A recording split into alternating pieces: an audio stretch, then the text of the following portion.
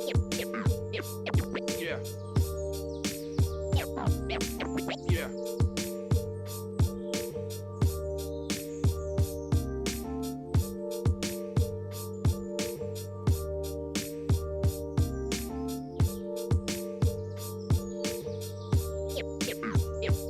Yeah. Memories. Memories. Yeah. Memories.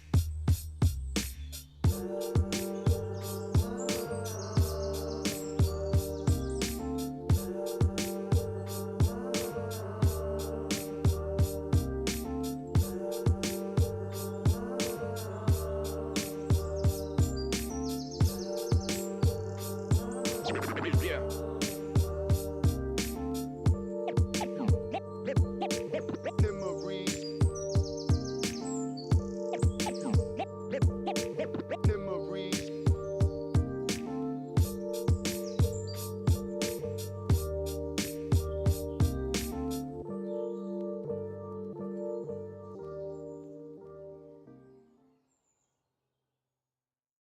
Feel my heart, it's beating. Oh, my body's breathing. It's just you and me. Feel my heart, it's beating. Oh, my body's breathing. It's just you and me. I'm so caught in this, we're so lost deep in it, can't stop.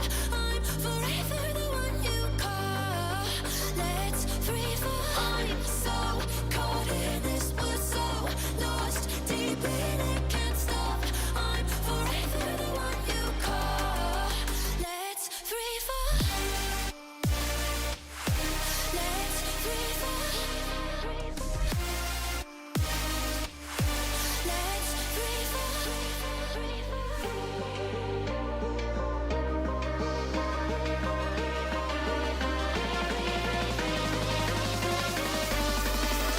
Let's free fall. Let's free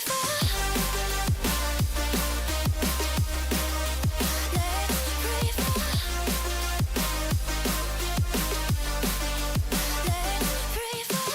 I'm so caught in this, we're so lost deep in it, can't stop. I'm forever the one you call. Let's free fall.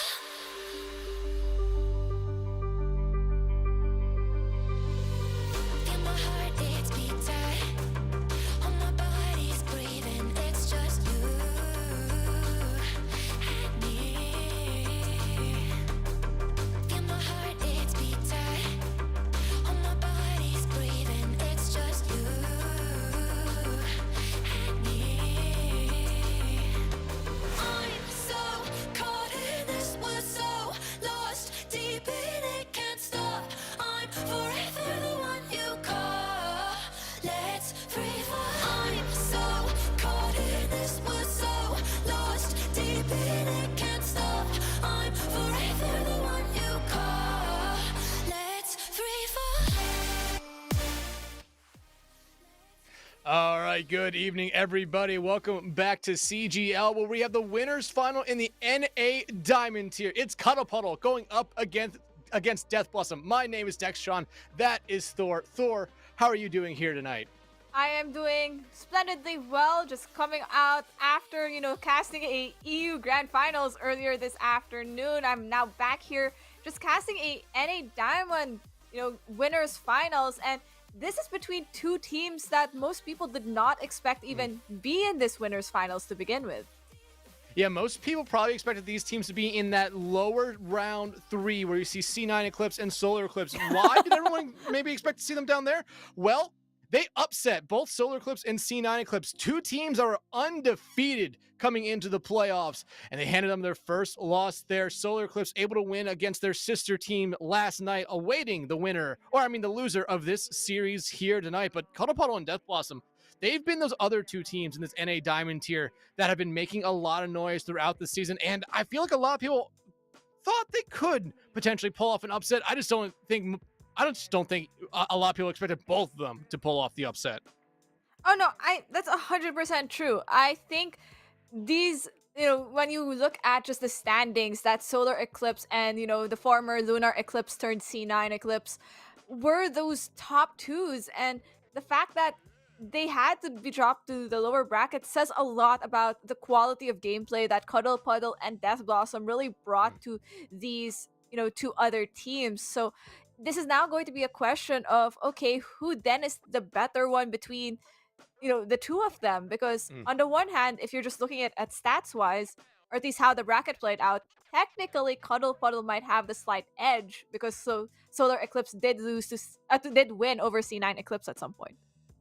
Yeah, absolutely. But I mean, you talk about the Cuddle Puddle and Solar Eclipse game there in winners round 2. That was actually a reverse sweep by Cuddle Puddle. Solar Eclipse got up to a 2-0 lead and then never won another map from there on out. C9 Eclipse and Death Blossom in that winners round 2 was back and forth. It was Death Blossom C9, Death Blossom C9, and then Death Blossom taking map 5. So like you said, like you could give a slight advantage maybe to one of these teams, probably being Cuddle Puddle, like you see right here. Geo and Doru on your DPS line, Brooke as your tank, Executi and Chris as your support line here. And Thor, we talked about, these have been two teams throughout the entire season, especially this Cuddle Puddle squad, that I thought would make a lot of noise, and it's not a big surprise to me that they're in this winners final. Exactly. And, that just means it's a solid showing of how they can play, how they can keep up with, the likes of what was initially like the top one seed entering into this bracket. But on the other hand, we do have that Death Blossom squad. And you see that lineup right here. Deadeye and JML as your DPS line. Nax as your tank. Rai and Wasabi as your support line here. And we've seen Death Blossom on stream a couple times throughout the regular season and a couple times in that mid-season. And they always left me with a good impression, even though some of those times they were on stream, they did not come out on top. It does surprise me a little bit to see them in this winners final. But again, they are here. They are here to make some noise. I mean, they're here to make some noise, make a statement, and I think one way or another, what they might ideally want is to solidify their spot in that grand finals, right? Not wanting to go up against the number one seed of Solar Eclipse, right? Telling Cuddle Puddle, go challenge them again. Go attempt that reverse sweep yet again. Death Blossom, I think, wants to solidify this spot in the grand finals. Oh, absolutely they do. And hey, we already know what our first map of the night is going to be. And I mean, if you were going to be a betting person, you could probably have guessed that this was going to be our first map of the night. Not saying that we haven't seen anything else here more recently, but Lijiang, always a popular first map pick. I mean, it's that quintessential control map where things are more or less decently predictable on what's getting rolled out. It just changes from time to time depending on which specific tank might have like a slightly buffier set of skills in this given patch, or it could be a support on the other hand. But Lijiang Tower has always been known to be that brawlier kind of map, minus maybe Gardens, where you could argue for something different. But before we even head to like entering this match, let's head to the bans of these two teams. Now, I wouldn't be surprised if, common heroes that are played in Lijiang Tower get banned, right? Thinking of something like the Mei, or maybe if you're someone who really does not like a Junkrat, maybe a Junkrat. If you know that the enemy team likes to play a specific kind of character on Lijiang Tower, then maybe a target ban also works. Yeah, target bans are smart, but I feel like map 1, you normally want to just go after bans that probably both teams expect here. Something like the Juno, something like the Kiri, maybe something like the Ramatra here. We know both these teams like to play Ramatra, and we have seen the Ramatra get a big uptick in play here recently. So I would be looking at those for our bans here in map 1. But Death Blossom, they have the first ban, and let's see who it's going to be here in a brief moment.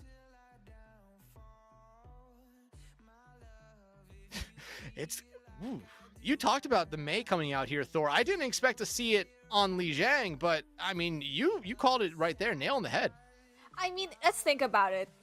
Mei just works really well in potentially 2 out of the 3 sub maps of Lijiang Tower, right? Whether that is Night Market or even Control Center, the ability of those walls to just really redesign how a map can be attacked is so great, but also just walling off tanks is such an immense value that a wall can provide, especially going through chokes.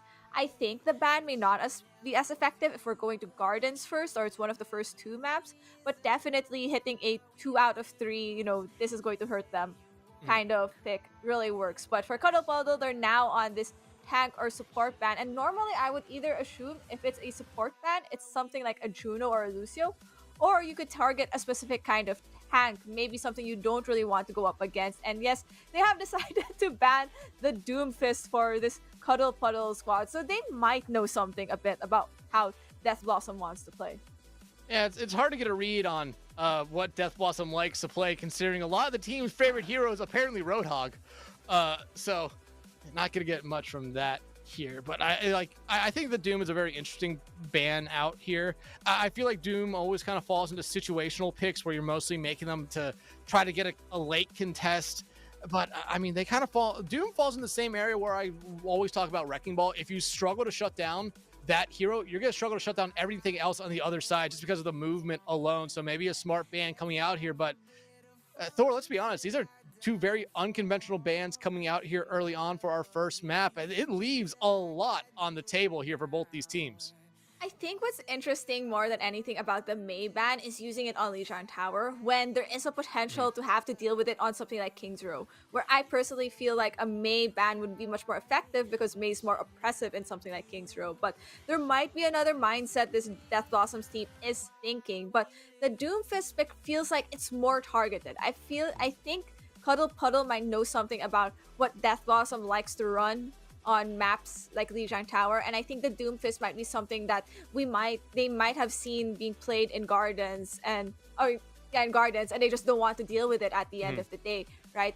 A Doom punch over that bridge might be annoying, so it just forces out everyone else to take that white room, and even then, just a solid punch to the wall just disrupts so many things. I think the disruption factor of Doomfist is what they're trying to stop.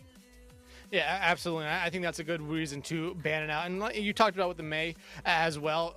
It's just being able to section off people is such a strong thing that Mei has, and you don't want to necessarily lose, say, one of your supports, your tank out there very early on. But an interesting thing with these two teams, they didn't meet each other in the regular season. However, they did meet themselves in the mid-season playoffs here in these semifinals. It did go the distance. We could see that again here tonight, because I really do believe that these two teams are going to be bringing us to map 5. I said that yesterday, and we had 3.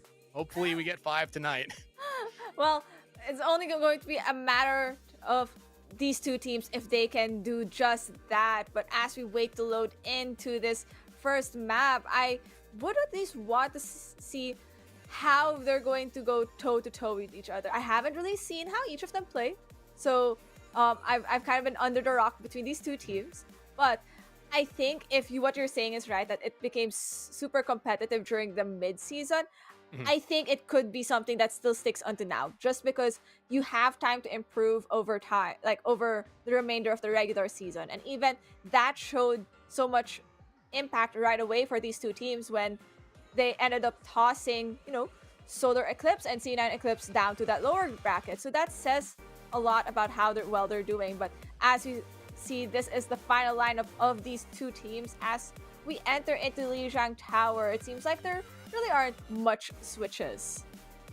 No, not much, and that's kind of what I expected here. You don't really see a lot of subs come out just for the first map. And these two teams, that's one thing we didn't talk about. They do have a pretty long list of subs here. It looks like Death Blossom has about 4 subs, and Cuddle Puddle, they have about 2. So you could see a lot of movement from these teams throughout the series here tonight, depending on what the map is, and maybe just depending on how some players are playing as well. But it looks like our first point of the night here, Thor, is going to be Control Center. I mean, that's already a high value.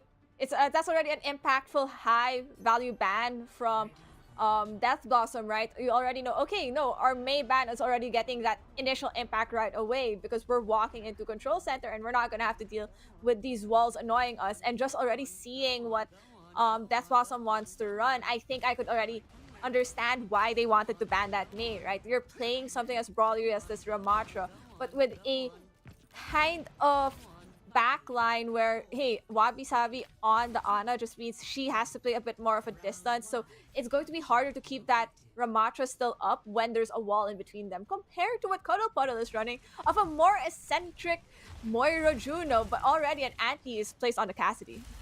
Yeah, but Andorra is going to be able to get that anti just dealt with right there and get healed back up. And this is something that Reverts talked about here last night after the losers semifinal game for Solar Eclipse. Cuddle Puddle is this scrappy team that plays this kind of composition here with the Moira. They always are scary on it, but you're already seeing JML and Geo get traded out here very early on, so each team down one of their DPS at the moment. But look at where Nax is kind of playing compared to the rest of their team. They're finally falling on the point to make sure Cuddle Puddle does not get the cap here. That Nemesis form coming out right there to keep him alive as they try to focus it on the backline. Nice anti there by Wasabi as JML finds Andoro out, and now JML on this off angle. If they can land their shots, they should be able to take care of Chris, but it looks like Death Blossom should come out on top here with our first cap. Yep, I think the anti really slowed down the pace of Death Blossom, and you could already see Death Blossom has this Cuddle Puddle team a bit red. They understand they'd rather play this Moira. That means there's nothing to deal with anti-nades, and it just slows down the pace. There's no Kiri to go alongside this. So if you're Cuddle Puddle, I think you have to be a bit quicker and more decisive with this, especially with Andorra, you're dropping immensely low because of that anti.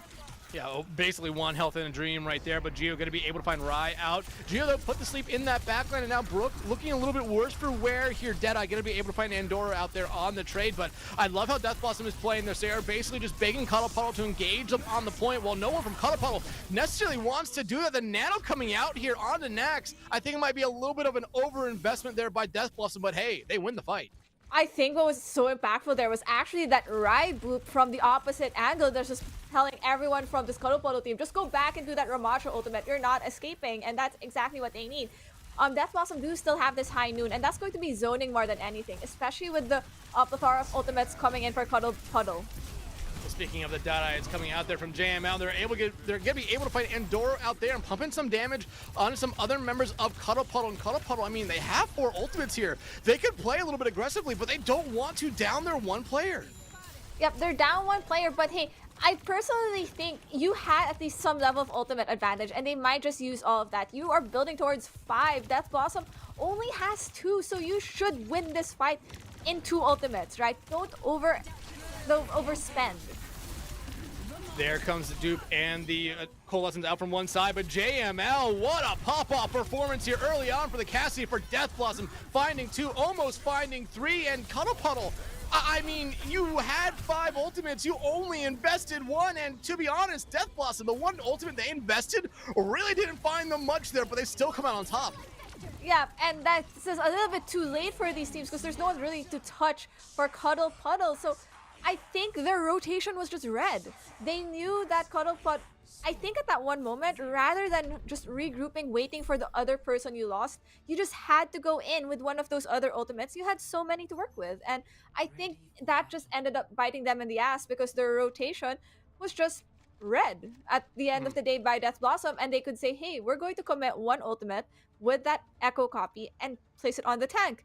Bada bing, bada boom, it works so well because they just build towards ult. So just great plays from Death Blossom there at the end of the day. I think it was just a misread from Cuddle Puddle, but they do have this Gardens map to turn things around, right? Something a bit divier, not as much as like how Control Center is.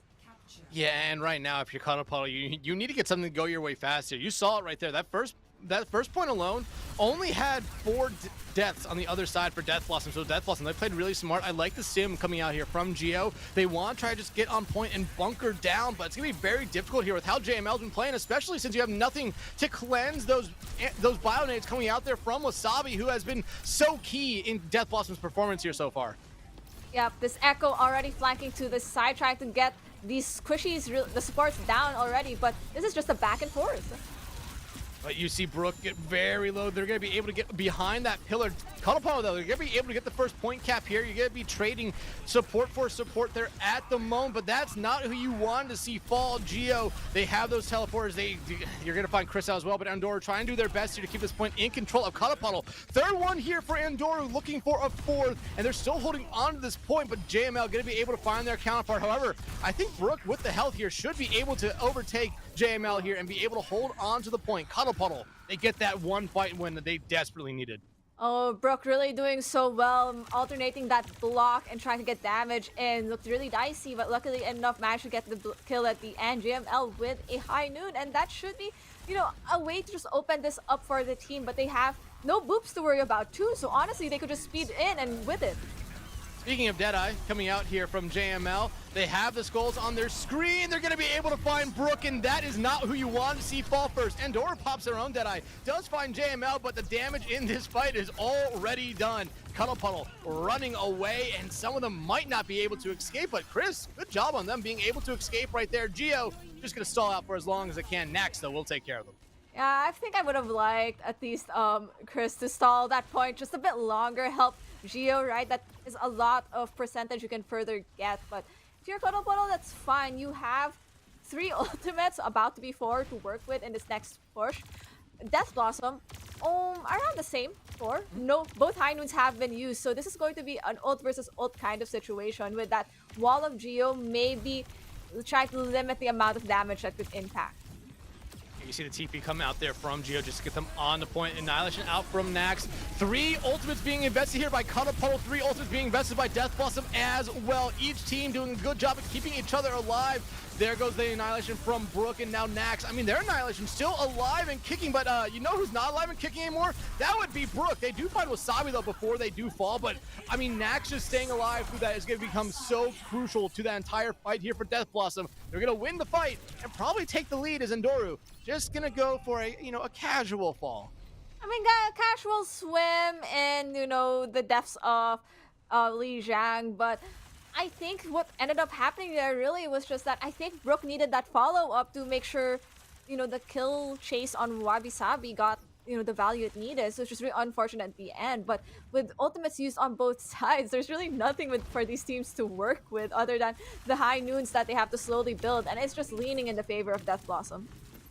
And right now, I mean, no ultimates ready here, so this could be a pretty dry fight. And so far, throughout this entire map, Death Blossom has always been able to find the first kind of haymaker. But hey, speaking of haymakers, Brook gonna be able to find Wasabi out. Riot looking pretty low as well, but executing on that Moira maybe went a little bit too far forward. Deadeye finds one, and now, well, everything's starting to go Death Blossom's way yet again. Last person on point will be Geo, and Deadeye will take him out.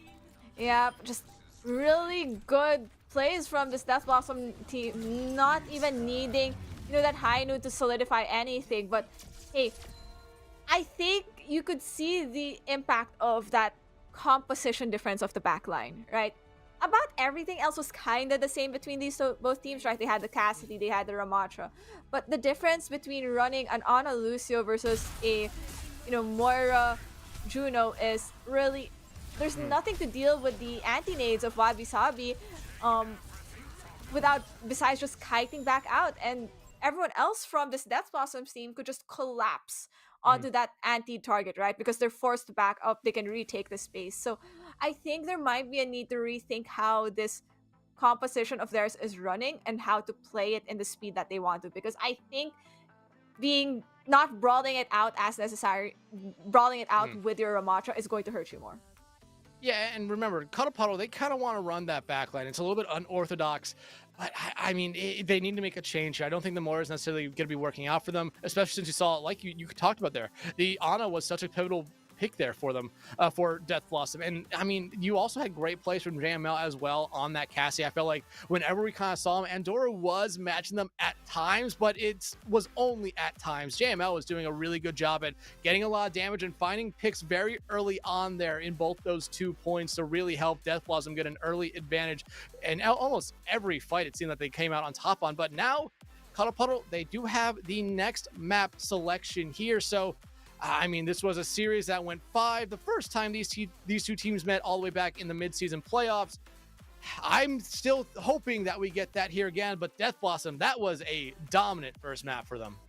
Definitely dominant first map, and if they are expecting Cuddle Puddle to continue riding the same type of composition out of the gate, I think sticking to what they've already started running just in this Lijiang Tower map is going to work wonders, right? And Wabi Sabi, props to her just really staying alive and making sure that, they get that anti-nade in, and if they die in the process, right, by the time she dies, everyone else on the Death Blossoms team just cleans it up.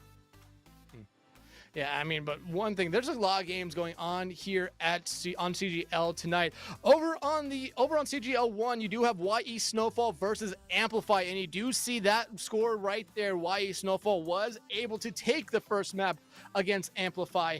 Map 2 should be starting for that one here very shortly as well. And at 10 p.m. tonight, Shubil Nation versus the Celestial Knights. That should be a fun game. Those two teams, I played against them on the prod team, and they were two very, very good teams. Celestial Knights, I think they're on a little bit of a Cinderella run here at the moment.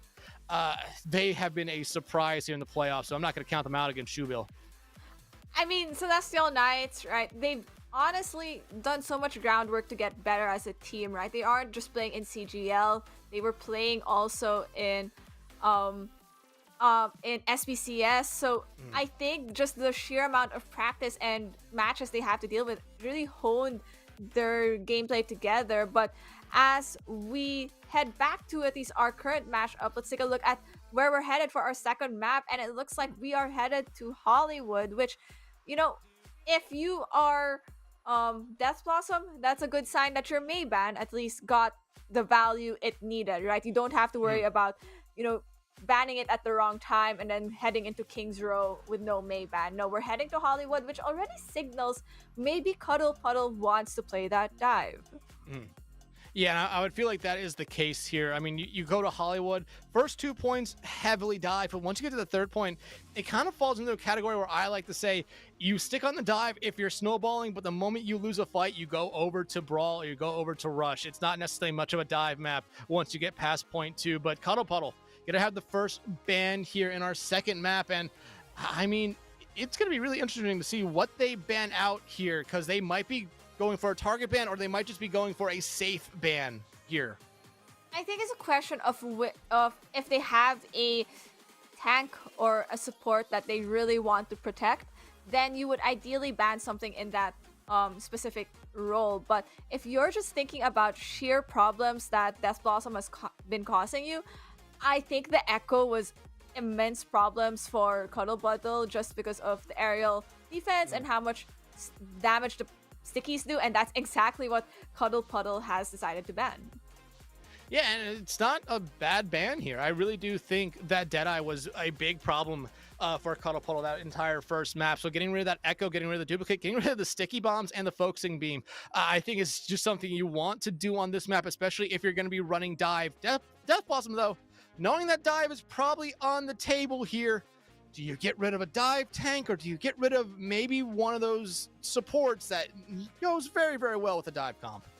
I think because of how supports work in dive maps, you could honestly have substitutes and run different things. So if I were Death Blossom, I would probably ban a tank. Now it becomes a question of banning which dive tank, and I would go for banning the tank that would do the most disruption and destruction to the tank to the dive tank that I want to play. So if I'm playing D.Va, I think I would want to ban something that denies heals. So you ban a Winston. If I want to play Winston, you could ban the D.Va, which might be the case here for Death Blossom, which means there's less burst damage on that monkey. Yeah, so D.Va gonna be the ban out here by Death Blossom. And I mean, this is kind of the ban you've been seeing on a lot of dive maps. Teams really like to play the Winston or favor the Winston, but I mean, a lot of people talked about Winston maybe getting a little nerfed here at Season 16's launch. So you do see them maybe trying to force out the Winston here. Maybe they expected Cuddle Puddle to really want to play the D.Va heading in here to Hollywood, but I mean, it doesn't look like there's gonna be any subs heading into our second map of the night. And you do see Brooke right there with that Winston, so they might just be showing their hand here very early on. I mean, if you are Death Blossom and you are comfortable playing that Winston composition, right, it just makes sense to ban a character that would be an immense problem to the Winston survivability, because we've always known D.Va as that one character that, not just from the mobility, just the sheer amount of DPS power that comes from those micro missiles, could just melt a Winston if the Winston is heavily split from everyone else on the team. So I think it is actually a pretty solid ban. But already we see some changes coming out. A Sigma from Cuddle Puddle, which is interesting, more so that they're playing it with a Kiriko Mercy. So you have this kind of hyper mobile backline, right? And not really so much anything that could dive what might be looking like the more stable, stationary backline of Death Blossom with Wabi Sabi still on that Ana, but it's definitely looking like Cuddle Puddle have made the swaps just to deal with these anti-nades. And I think that is a good thing to consider. But survivability of a Sigma in this composition, not really the best. No, it's not. And I mean, the backline as well. I mean, we saw a little bit of an unorthodox backline map 1. We're seeing a little bit of an unorthodox backline map 2 here. And I mean, right now, a lot of how Cuddle Puddle is going to be playing here, it comes down to the accretions that Brook is going to be throwing out there, try to stop dives, but Nax finds Geo out there, but a nice sleep combo. They're going to be able to send Nax back to spawn, but JML, they are clicking heads. The res tried to come out there, but JML, so far throughout this series, they are starting to be a problem. They are a problem. Those were shots after shots. There's just no stopping this JML. Does not matter. They're going to try to touch point, SMGing as Widowmaker because they've just got a 3-piece on the board. Just and no heads being watched, and I think that's part of the problem. Like, the Sigma is so helpful with these shields to deny the Widowmaker sidelines, but other than that, everyone else on your team has to be worried and ping where the Widow is. And you can see that is what Cuddle Puddle is trying to do. They're just trying to force out JML here, but Wabi going to be able to find Geo out again for the second straight fight, and now executing in a bad spot. Death Blossom, they're already starting to clean up this fight here, but Cuddle Puddle doing a good job of just kind of focusing out or stalling out this point as long as they can here. Suzu being invested there pretty early on by Chris, but they're going to be able to escape with their life. Brook finally going to be able to shut down that Widowmaker. So Cuddle Puddle slowly but surely coming back into this fight here. I mean, you do have the Flux ready to go, and it looks like they want to pop it off. They find two, it looks like, and Brook going to be able to find Wabi out there. Rai going to be able to keep themselves alive. Nice accretion there. And it seems like Cuddle Puddle, at a moment where I thought they were done and out of this first point, come back in and win it. Okay, but now Cuddle Puddle is kind of seeing who is this key playmaker of this team. Yes, JML is landing shot after shot because, let's be real, if you're in the sights of this Widowmaker and the Widowmaker can aim, you're just gonna get your headshots off, more so now that with sights. But it's this Ana who does so much work and ensures that this monkey stays alive. So if you force this Ana out of the gameplay right away, it just turns the fight around, and that's what the Sig Flux just did at the end of the day. Yeah, and I mean, it was the perfect flux right there, but now Death Blossom, they're going to have some ultimates here very early on. Valkyrie is ready for executing if they feel like they need to use it, but Geo trying to escape here. Are they going to be taken out for the third straight fight? Not just yet. Deadeye going to be able to find out Andorra as the Nano Blade comes out. Executing will fall to it as well, and now one more pick is all that Death Blossom needs, and it comes via the hands of Deadeye yet again. Deadeye with 4. Can they get the ace? Nope. Nax takes that away from them, but at the end of the fight, it doesn't really matter. Point A is capped. Or just through all that chaos that Nax was doing, really creating space, just allowed Deadeye to go in with that Genji Blade and do immense impact. So now they're going to this fight, maybe with no ultimates, but you have a key ultimate to survive through what is coming up next. Cuddle Puddle with that overclock means you have now a beat to at least sustain through it if necessary, if we're unable to kite it. But already Brook dropping immensely low in this high ground. And the Suzu was invested there pretty early by Chris, so now they can't be cleansed. Brook just has to jump off that high ground. He's going to be building a lot of space here for Death Blossom. B coming out from Rai just to make sure they can keep the entirety team alive here while this overclock from Geo is out. Geo struggling to find anything just yet. Lands a shot there on the Nax. However, Nax is a little bit too much of a beefy character right there for them to be taken out by one stray overclock shot. Yep, and you know, the cart is continuing to move for Death Blossom and just building ultimates in the process. JML finds Andoryu, who's probably harassing them in this backline, but they're just utilizing all the space and sticking with the Ana, and Deadeye gets Chris in the process. This is looking like the fight just never ending. Yeah, it's just been a fight that just is going on forever here. I mean, we've seen maybe one true team fight end here, but now we might be seeing the second true team fight to finally wrap up. Next, gonna be able to escape with 180 health, but Death Blossom, they're not done just yet on the second point push. I mean, they have a bulk going into this, but I'm thinking that maybe we need to swap what we're running. I don't think this Mercy is getting as much value as they want, so maybe after this Valk, that would be the answer, but yeah, that sounds like a good time.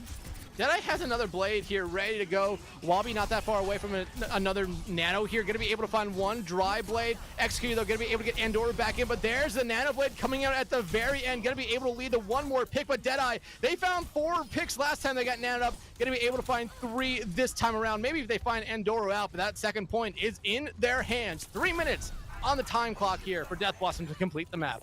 Yeah, that's a hefty time bank to at least get through the 3rd point of Hollywood. And I would want to see Cuddle Puddle actually be aggressive with their ults this time, right? Actually go in with it. There you could already see Executing going in with that Moira instead of the Mercy. I think that might provide a bit more value to the team compared to that Mercy, especially with no more Ashe in the play. But Pulse Bomb available for Andorio, and they're looking for an opening.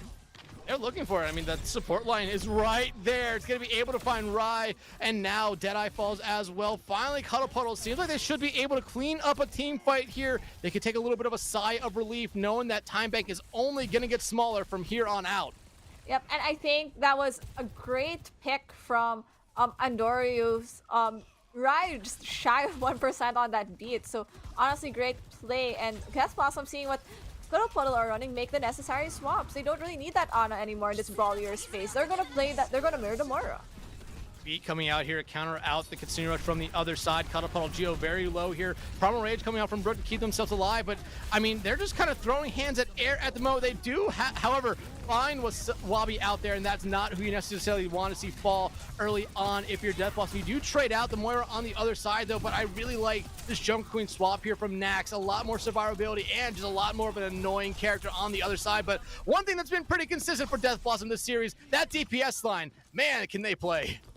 Yeah, no, this DPS line has just been popping off for Death Blossom, and a lot of it just has to also be with these swaps coming out from the tank and the support line, really switching and enabling the damage. Andorio is wanting to be a bother, pressure out everyone else in the DPS, but it's not looking great. Blade coming out here from Geo needs to be able to find something. They will be able to find Rai out.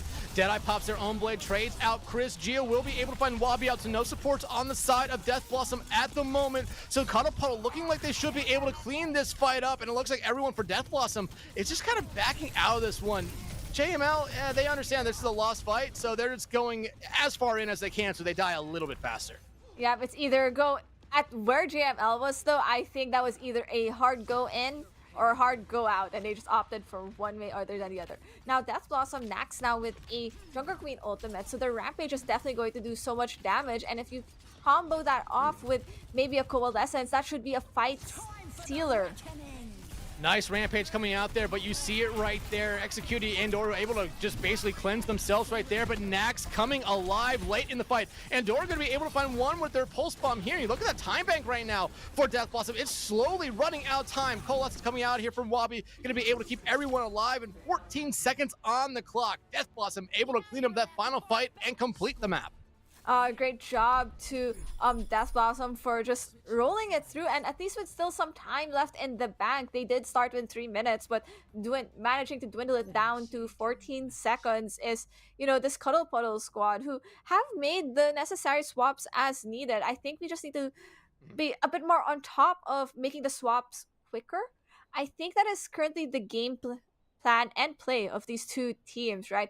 Rolling out with one specific composition and then just making the swaps as they go by. And it just somehow seems like Death Blossoms has the swaps on point just much faster.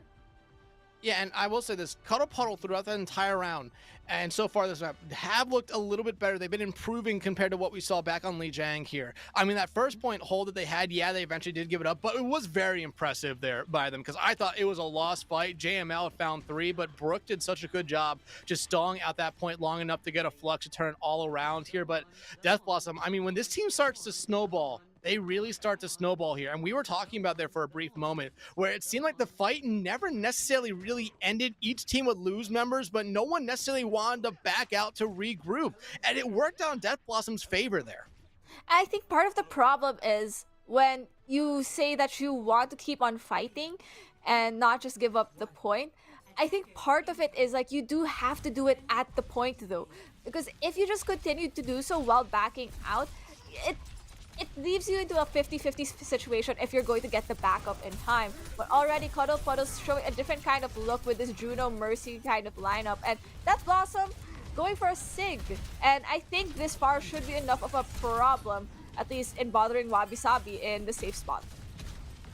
Bothering everyone on that backline. I think JML's up there with the Rise up there as well. Anti coming out there on the Brook, going to be able to escape here for a moment, but I like how Death Blossom's kind of playing this here. They're going to let some point cap get there, but Brook diving in there, not a lot of health to their name, and that might come back to bite them, but they're doing a good job keeping themselves up. Andorra going to be able to find Wabi out, and that's exactly who you want to find out first if you're Cuddle Puddle. Andorra looking for more, but Death Blossom, I mean, just a little bit more sustainability here on this side. It looks like they should be able to come out on top here, yet finding Geo right there. It should just be a reset here for Cuddle Puddle.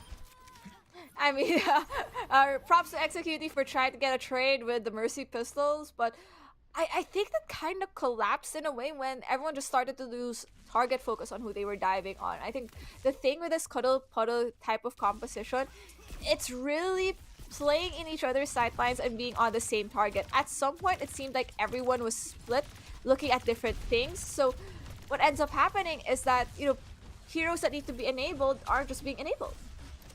Yeah, I mean, that's absolutely right. Brook getting antied out early here again. Not necessarily going to hurt them too much as they're just going to wait for it to go away, but they dive again onto that backline. And I like this play coming out here. Brook just causing a lot of distraction, allowing Geo, allowing Andoru just a pump in damage. Geo already finding two. Brook going to be able to find Rai out there.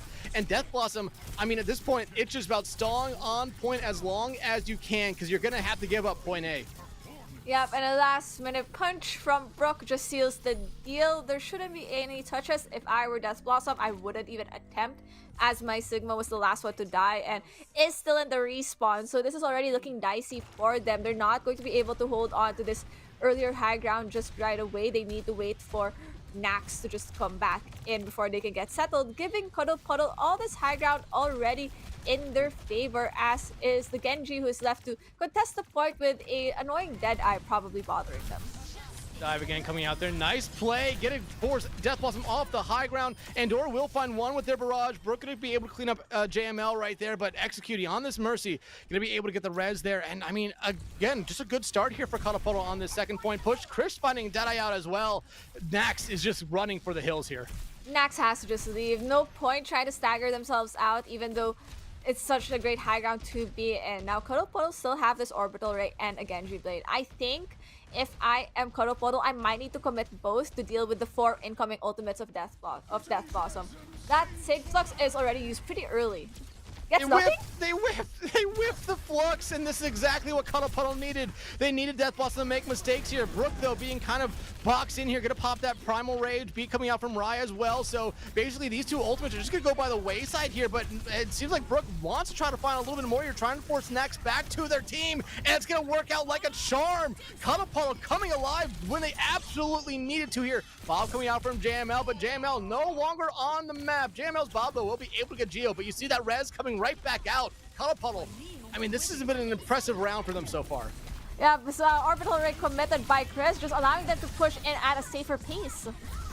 Blade now out from Geo, already finding one. Gonna be able to find Deadeye and then Nax. The Blades this map have been impressive for both Genjis, but right now, Death Blossom, they look lost.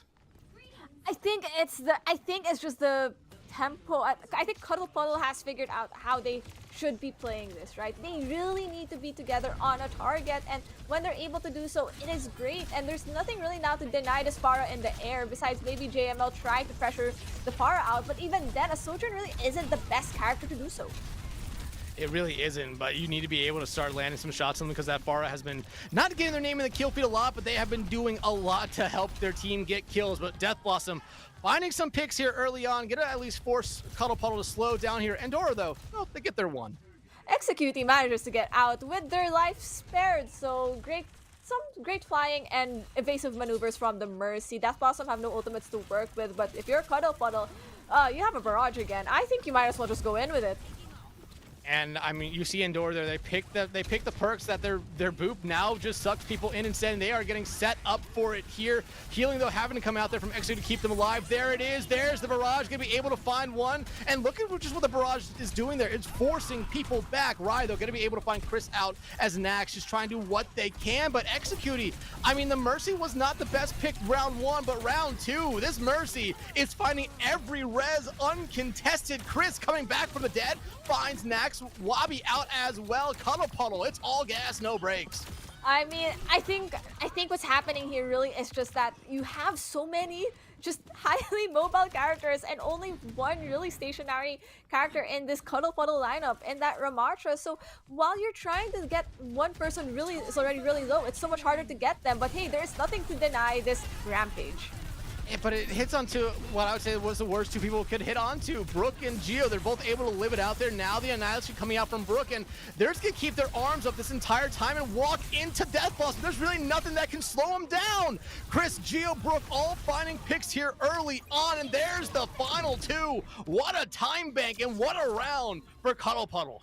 Cuddle Puddle kind of made it look dicey when Death Blossom, hit that 3rd point, but managed to defend it so well that they dwindled the time back to the point where they just have a healthier time bank entering into this, 2nd round of going through Hollywood. So now they're back on the defense, and for Cuddle Puddle, I wonder if they're going to be running the same thing. For Death Blossom, I'm unsure about how I feel about the Moira pick. Yes, that just means more sustain for your Junker Queen as they brawl it out, but I personally think maybe the Kiriko was the better answer. I think it was as well. I mean, I think you just saw a lot more value coming out from the Kiriko there. But now, I mean, overtime here, so you're going to see those perks being picked almost immediately here for both sides. Death Blossom, though, not a big shock at what they're coming out with here. And JML back on the Widow. They need to have basically the same start as they did the first time around, finding 3 picks to really give their team the best chance at capping this first point. Yeah, and I'm taking a look at this lineup, and I low-key think executing on Amora was really just there to ensure more sustained heals. But I think with this Torb Cassidy you're running, a Mercy Pocket on them honestly might not be as bad. So it's just really gotta wait and see. But we definitely know Geo's turret is going to be in the most annoying spots on the planet. They did pick the Torb turret that sticks onto walls. And that's what you should do here. I think it, like you said, it's annoying to the other team and really forces them to focus on it. But hey, focused on it early on, got rid of it here, and now JML looking for that opener. They do see Endor popping their head out over there, but Execute finds Deadeye. Naxo will be able to trade it out there. And now, so it's a 1-for-1 trade here. But I mean, Death Blossom, you see their health pools, they are low, and 2 more members are gone. It's gonna have to be a quick reset for them here. 20 seconds left on the clock. I like this. This is what I mean by what I want Cuddle Puddle to do with this composition of Death Blossom, right? We know you have to go in quickly with this Moira and Juno or one or the other. You have to brawl it out. And I think now they have that DPS line that's able to do it. So now you see Death Blossom coming in, probably gonna stall with this Doomfist and everything else. This is just more of a stall survivability game. Well, the Doomfist is supposed to stall out there. The first one's taken out. Touch is coming in now, but you do not see any picks going the way of Death Blossom. Instead, it is Andoru popping off with 4. Geo taking the last one, and Cuddle Puddle.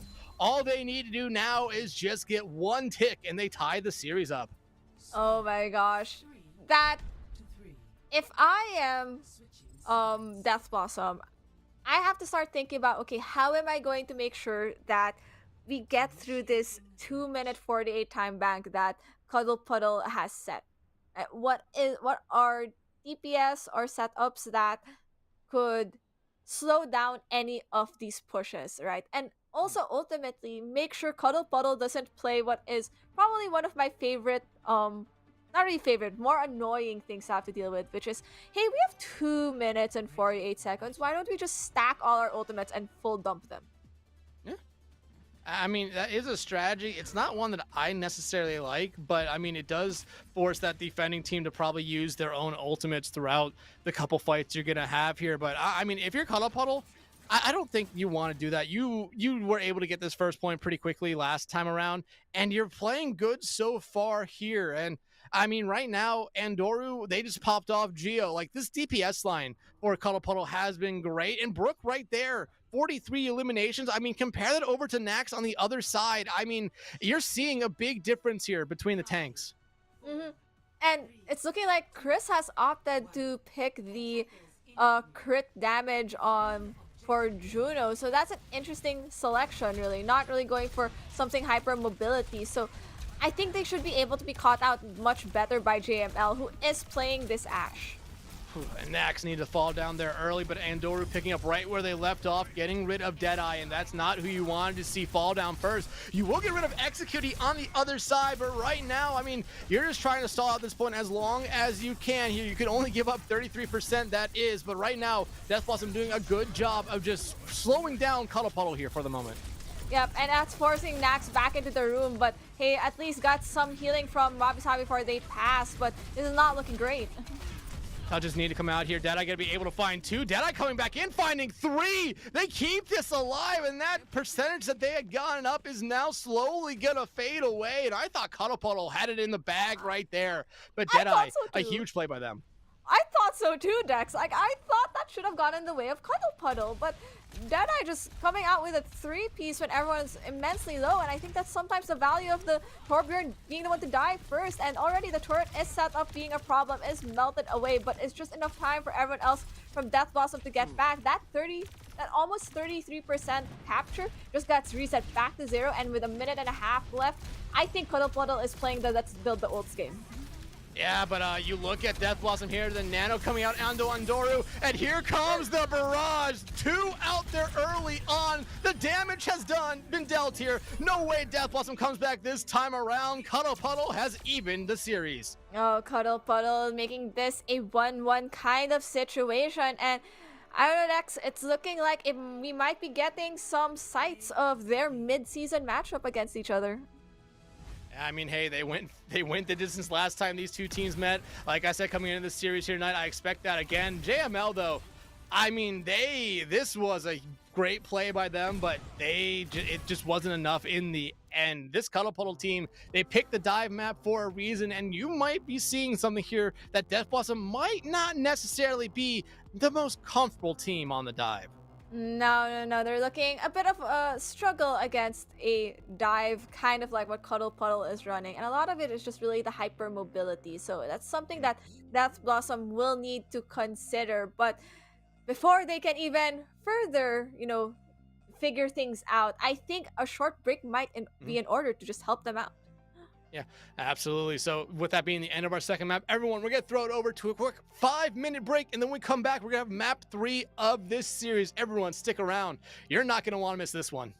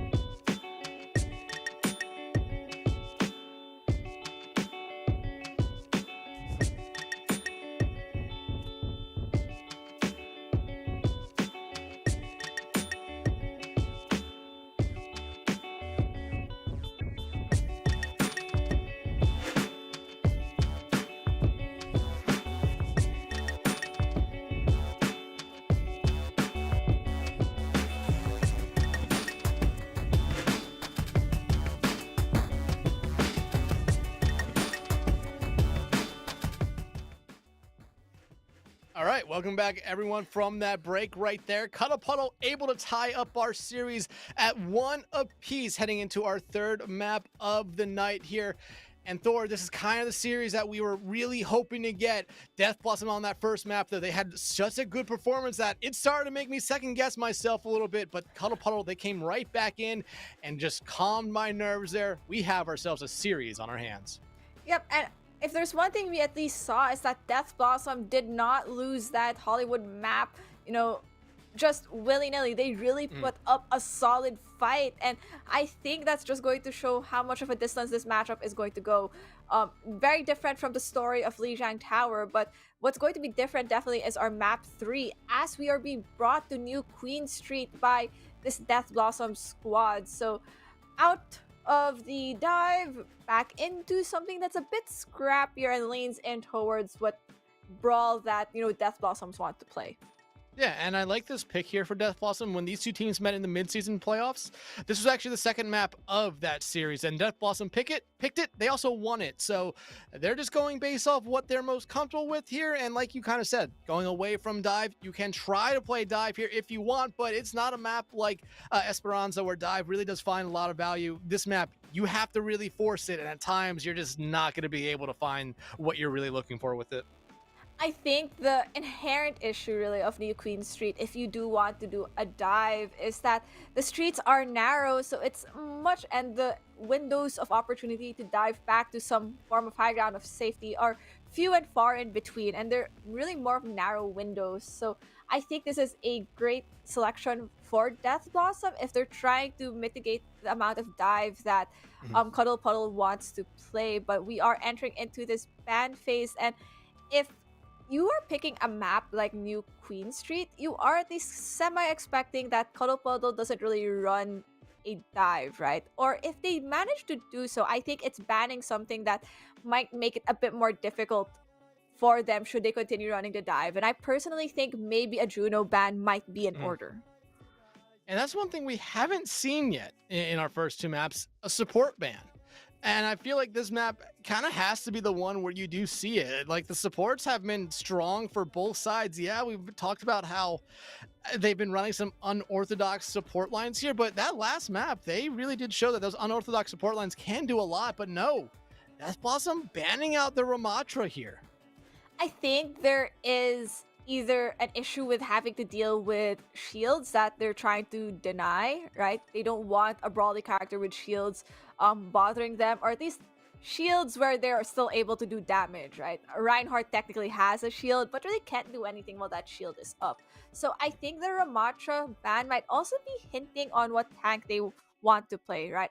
I already eyeing that Death Blossom might want to play that Junker Queen, but who knows? Cuddle Puddle, on the other hand, now gets banned between a support and a DPS, and frankly, from what Cuddle Puddle are running, right?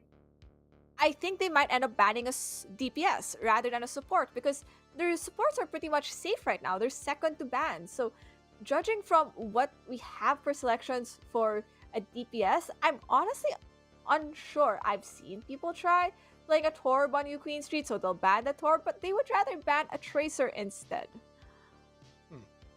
Very interesting. I feel like these bans are interesting by both sides, considering Death Blossom, when you go back to the first map of the series of Lijiang, they ran a really, really good Ramatra, that entire map. And Cuddle Puddle, I mean, they found a lot of value with the Tracer last map. It feels like these two bans are reversed in a way. I think the Ramatra ban, one way or another, it's either maybe not to target themselves, but to protect something they want to play and what might potentially be that counter to the tank they want to play, right? So I wouldn't be surprised if they plan to roll out with something like a Junker Queen, or in some really weird ass kind of situations, they're planning to run out with a Reinhardt. Why you would do that, I have no clue. But what we also definitely know is that we have substitutions on the side of Cuddle Puddle, Battle Josh coming in, right, as the, I guess, full other support. I feel like at this point, the lineup of Cuddle Puddle is just unconventional. It's just a support. Yeah, I mean, Chris was in there for the start, and they were playing a decent job. Bile Josh, though, you see that Brig, and they might want to try to play the Brig here, but again, just because this Brig is there doesn't mean they're necessarily going to play it. So, and this is kind of something that I did talk about coming into the series. Both these teams do have a number of subs, and it could be map dependent, it could be composition dependent, or it could just be maybe they feel like one player is having a little bit of a rough night, so bring in the sub here and let's see how they do. Yep, and I think that's something to be, to be fair and to be useful, because I think having a pretty wide, I guess, like player pool to pick with at least ensures that some pocket strats can be done, or allowing some break time for another player who might actually be struggling and the team could see it maybe mentally. So Mhm. it could be something like that. I personally think just because of how this is currently a 1-1 situation, I don't think this might be a mental type of question, but more of, hey, we are thinking of running a specific character, and Battle Josh just knows how to play it extremely well. Well, it looks like they're at least going to be teasing us early on with the Junos. And he did call it that we would be seeing the Jungle Queen, but I don't think we necessarily expect to see the Queen come out from both sides here.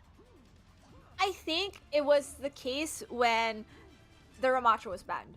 I think Cuddle Puddle also wanted to play that Ramattra initially, so now that the Ramattra is out of the question, you have to play a different kind of tank. And I think at this point, a Queen v Queen kind of situation is probably your best bet. I think Orisa might have some impact, but that's really more if you can lands the shots of, the projectiles. So I think this might be a good pick. What's interesting is seeing a Venture. Rarely have I seen a Venture, at least on something like New Queen Street or a push map. I've started seeing more and more as Venture is starting to get a lot more play, and JML already finding one pick out here early on, but Brook going to be able to find Deadeye out. JML with two here early on, the axe swing coming out there from Brook, not going to be able to find much there, and Brook looking like they're going to be sent back to the spawn here. It's been trades back and forth, but Death Blossom coming out on top here early. Cuddle Puddle, though, trying to steal the bot away to get themselves an early lead. Yep, and that's just not enough of a lead that can be taken. Barely any movement made. Now, Ultimates to work with none really other than Wabi Sabi doing immense work already for this Death Blossom team, keeping them up already 56% into that coalescence. So they're already gapping the support line ult charge of Cuddle Puddle. Cuddle Puddle, though, leading in that Junker Queen ultimate, so honestly, not too bad of a trade. And right there, you see both Queens get very aggressive. Nax, though, going to be able to find Endoro out. You do lose Rai on the other side, but JML making this Venture work like a charm, finds Executey out. And a lot of members low on Death Blossom at the moment. JML gonna fall right there. Deadeye falls as well, but Nax alive and kicking, still trying to do what they can. But when it's a 1v3 situation, yeah, Queen's not that strong. You're gonna fall. Brook will be able to take out their counterpart. Already seeing swaps from the side of Cuddle Puddle. We are heading back to Pharmacy territory, and I don't know how Death Blossom plan to deal with this other than the fact that they really don't have a hit scan. And JML, I think this might be an answer to JML just wrecking havoc on the Venture. Right now that there's a Pharmacy in the air, we're forcing JML to go back into some form of hit scan, and that's less of an annoyance from that Venture who just gets shield after shield. Oh, Bobby gets very low. Rampage coming out from Brook, gonna be able to take care of Rai. Nax will fall as well, and now Cuddle Puddle. I mean, they are coming back alive here in this map. A dominant team fight victory here at the moment. JML going to be able to find one. Deadeye gets their one for the fight, but it's now a 1v3 situation, and make it 1v4 as Battle Josh back into the fray. Yep, great fight from Cuddle Puddle, and no ultimates used in that fight besides that Rampage, and it was a high impactful Rampage. Death Blossom at least know they can they can coalescence this next fight, and there's nothing really to deny that anti. Maybe the Blade, and they need to find Geo right away who has Blade. Coalescence out here very early on. Nax going to be able to find Battle Josh out. There's the Blade from Deadeye. Sight set there back to Brook, going to be able to find them there. You've done your damage here that you're really looking for now, though. If you can actually get rid of Executey here, that's a huge late pick, and that's a huge pick as Rai finds them. Now, Andoru, they might be next on the table here. They're trying to fly away as fast as they can. They use that rocket right there to get themselves away, but Death Blossom back into the lead and nearing those forward spawns. Yep, and nearing to that butt scratch of victory of sorts, at least some form of reprieve for everyone to regroup, but unable to touch right away is the Junker Queen, but hey, ult's committed. Oh, and this orbital ray from Battle Josh is gonna be one that you want back here if you're Cuddle Puddle. Nax's Rampage did just enough right there to hit onto 3 people, and those were the first 3 members of Cuddle Puddle to fall. What a good play there by Death Blossom. If you are at least Cuddle Puddle, you are coming out from this spawn with 2 key ultimates. You have a Valk and you have a Far Barrage. You need both of those together, but not with Brook immensely down. I mean, hey, Death Blossom has an early advantage in this fight, but they're forgetting about one thing. That would currently be the objective of this entire mode. They finally sent someone back to get it, but that just gives Cuddle Puddle time to reset, and I mean, that's about a 10-15 meter difference here going into this fight. Yep. And that just also means that Andoryu and Executi have time to set up for this next engagement with this Valk and probably Barrage combo. Oh, Valk coming out here from Execute. There's Barrage, but no. Andor, you will get shot out of the sky. Nax gonna punish you there.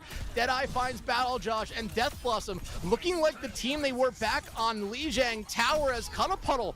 I mean, they're just kind of lost in the moment. This DPS line again for Death Blossom popping off. Yeah, no, this is a great case of just these 2 teams having different kinds of playstyles and just leaning into the maps that favor it more. And for Death Blossom, it's this Brawl comp. Rampage coming out there from Brook to be able to land on the 2. Rai will fall, but the blade from Deadeye finding 2. Brook will be able to find 1 more, but JML shuts them down. Wabi gotta be able to find Geo, and is there gonna be any more touches from Cuddle Puddle? They try, but they will not get there in time. Death Blossom wins this map very quickly. Now they are 1 map win away from a spot in the grand finals. Yep, this is where Cuddle Puddle have to really think, okay, which map are we going to? Because that's going to impact the type of value they can get in the composition that they want to run. Because they look so well playing that dive composition, and it looked like Death Blossom kind of struggles in that dive setup just a bit. But just looking at the map types we've already have, right? We've had a control map, we've had a hybrid map, we've had that push map. This becomes a question of Cuddle Puddle. Do we bring them to an escort map? Maybe potentially win it right away because dive just really works better in these kinds of escort maps. And then gamble winning whether we win the Flashpoint map or not, or do we roll it out on a Flashpoint map for map 4 and hope we win it, and then force Death Blossom to decide which escort map to go into? Well, if you're talking about which mode they could go to here, when these 2 teams met in the mid-season tournament, this was the same scoreline after 3 maps, and Cuddle Puddle did bring us to Surabasa after that, leaving Death Blossom to pick an escort map. So I would not be surprised if that's the exact same thing we see here, but I think Cuddle Puddle, even though, like I said, we might be seeing Surabasa come out here, I think you really want to force that the escort pick here. I feel like a lot of those maps, like you kind of said, they lean towards dive. They've been the better dive team so far throughout the night, and when it's not that, it's kind of something where Death Blossom has the advantage. I think one way that Cuddle Puddle could also play this, right? As you said, they went that last time from map 4 to Surabasa, right? I may not have an idea what their picks were, but I could at least theorize one of them was a Lucio. Lucio has not been banned yet throughout this current matchup. No supports have been banned. No supports, exactly. No supports have been banned. And I think this is such a critical time to maybe consider it, right? If you want to go through that route of let's go to Surabasa, win it out, and then force Death Blossom to pick that map 5, you want to increase your chances of winning that map 4. And Death Blossom has been pretty consistent on Rai on that Lucio. We really haven't seen anything else from Rai for tonight. Yeah, I mean, they've been solid throughout the series here right now. But I mean, hey, this series going back and forth on the other stream, the main or the A stream, YE Snowfall up on Amplified 2-0 there. That would be a huge win for YE's. That'd be a huge win for YE Snowfall if they're able to win the series in sweeping fashion. But we were just told that Amplifier is currently up in map number 3. But they have put themselves, against the wall here. They have to reverse sweep to win that one. Still, though, in about an hour here, Shoebill Nation versus Celestial Knights. Depending on, if a stream ends, it will be on one of those ones. And if not, it will be on CGL 3. Exactly. And, just just saying, these are competitive matchups between all of the teams. So it's pretty solid. And the fact that I think Amplify is, at least from what we've heard, doing decently well in this Coliseum Mhm. map pick that they're in and are leading, I think they might end up having some form of scoreline that we currently have in our matchup. Yeah, and I mean, Amplify, I mean, this is the same Amplify team that was at OWCS team from stage one, not in OWCS anymore, but they're having one last hurrah here before they get started with Face It stuff coming up for the stage two. But hey, fourth map of the night, they brought us to an escort map, but they bring us to Route 66. And Thor, this is an interesting one because I feel like if you want to play dive on escort maps, there's maybe one or two better dive maps. I think part of the problem, right, and why they may not want to go to something like a quintessential dive map on escort like Watchpoint Gibraltar might be the fact that Cuddle Puddle may have used one of their bans on Tracer already. Mhm. So, in that kind of situation, you kind of are putting yourself in a tight pinch going to Watchpoint Gibraltar where, a tracer is so quintessential and will just move the map, like the cart, just so easily. So I think that might be one of the reasons why you don't want to go to Watchpoint Gibraltar. You've already banned out the tracer, so you can't protect yourself even further by doing so. So maybe route is that. I kind of still want to play some level of dive, right? And I think that's a decently good option compared to maybe going into something like Havana or something Mhm. like um Rialto, or going to something like Circuit Royale, which feel like they're more long distance pokier maps than an actual dive map. Yeah, absolutely. And when these two teams did meet in that midseason playoffs, the final map of the series was Shimbali instead. And hey, we have a support ban. It took 4 maps, but we have one. And Cuddle Ooh, Puddle banning out the Ana. I like this for the sole reason that I think one of the key types of compositions that are normally run in Route 66 involves some form of Ana, right? Ana builds nano charge on a Winston, soft dives, blah, blah, blah, get some poke, get some charge, get that nano, bada bing, bada boom, monkey freely jumps on high ground, gets immense value, right? And that's kind of how you more or less expect also Watchpoint Gibraltar to work, Route to work one way or another.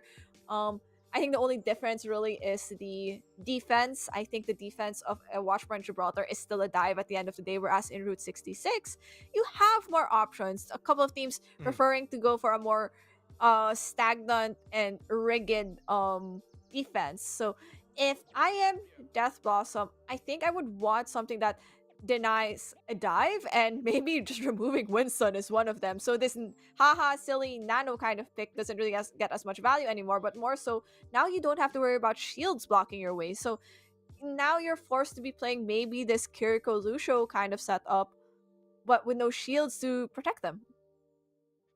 Yeah, and I like this ban here from Death Blossom. I mean, they struggled running the Winston themselves back on Hollywood. Diva is there, but I mean, you talked about it. With the Ana ban out, there's no more nano play. So you're putting yourself into a very kind of tough spot if you're going to try to run dive. I'm not saying we're not going to see it, but this makes me feel like these teams are going to try to lean a little bit more towards poke here. We saw Sigma come out from both these teams already to different amounts of success back on Hollywood. But I feel like we could see Diva, but I feel like these teams are more going to lean towards poke rather than dive here.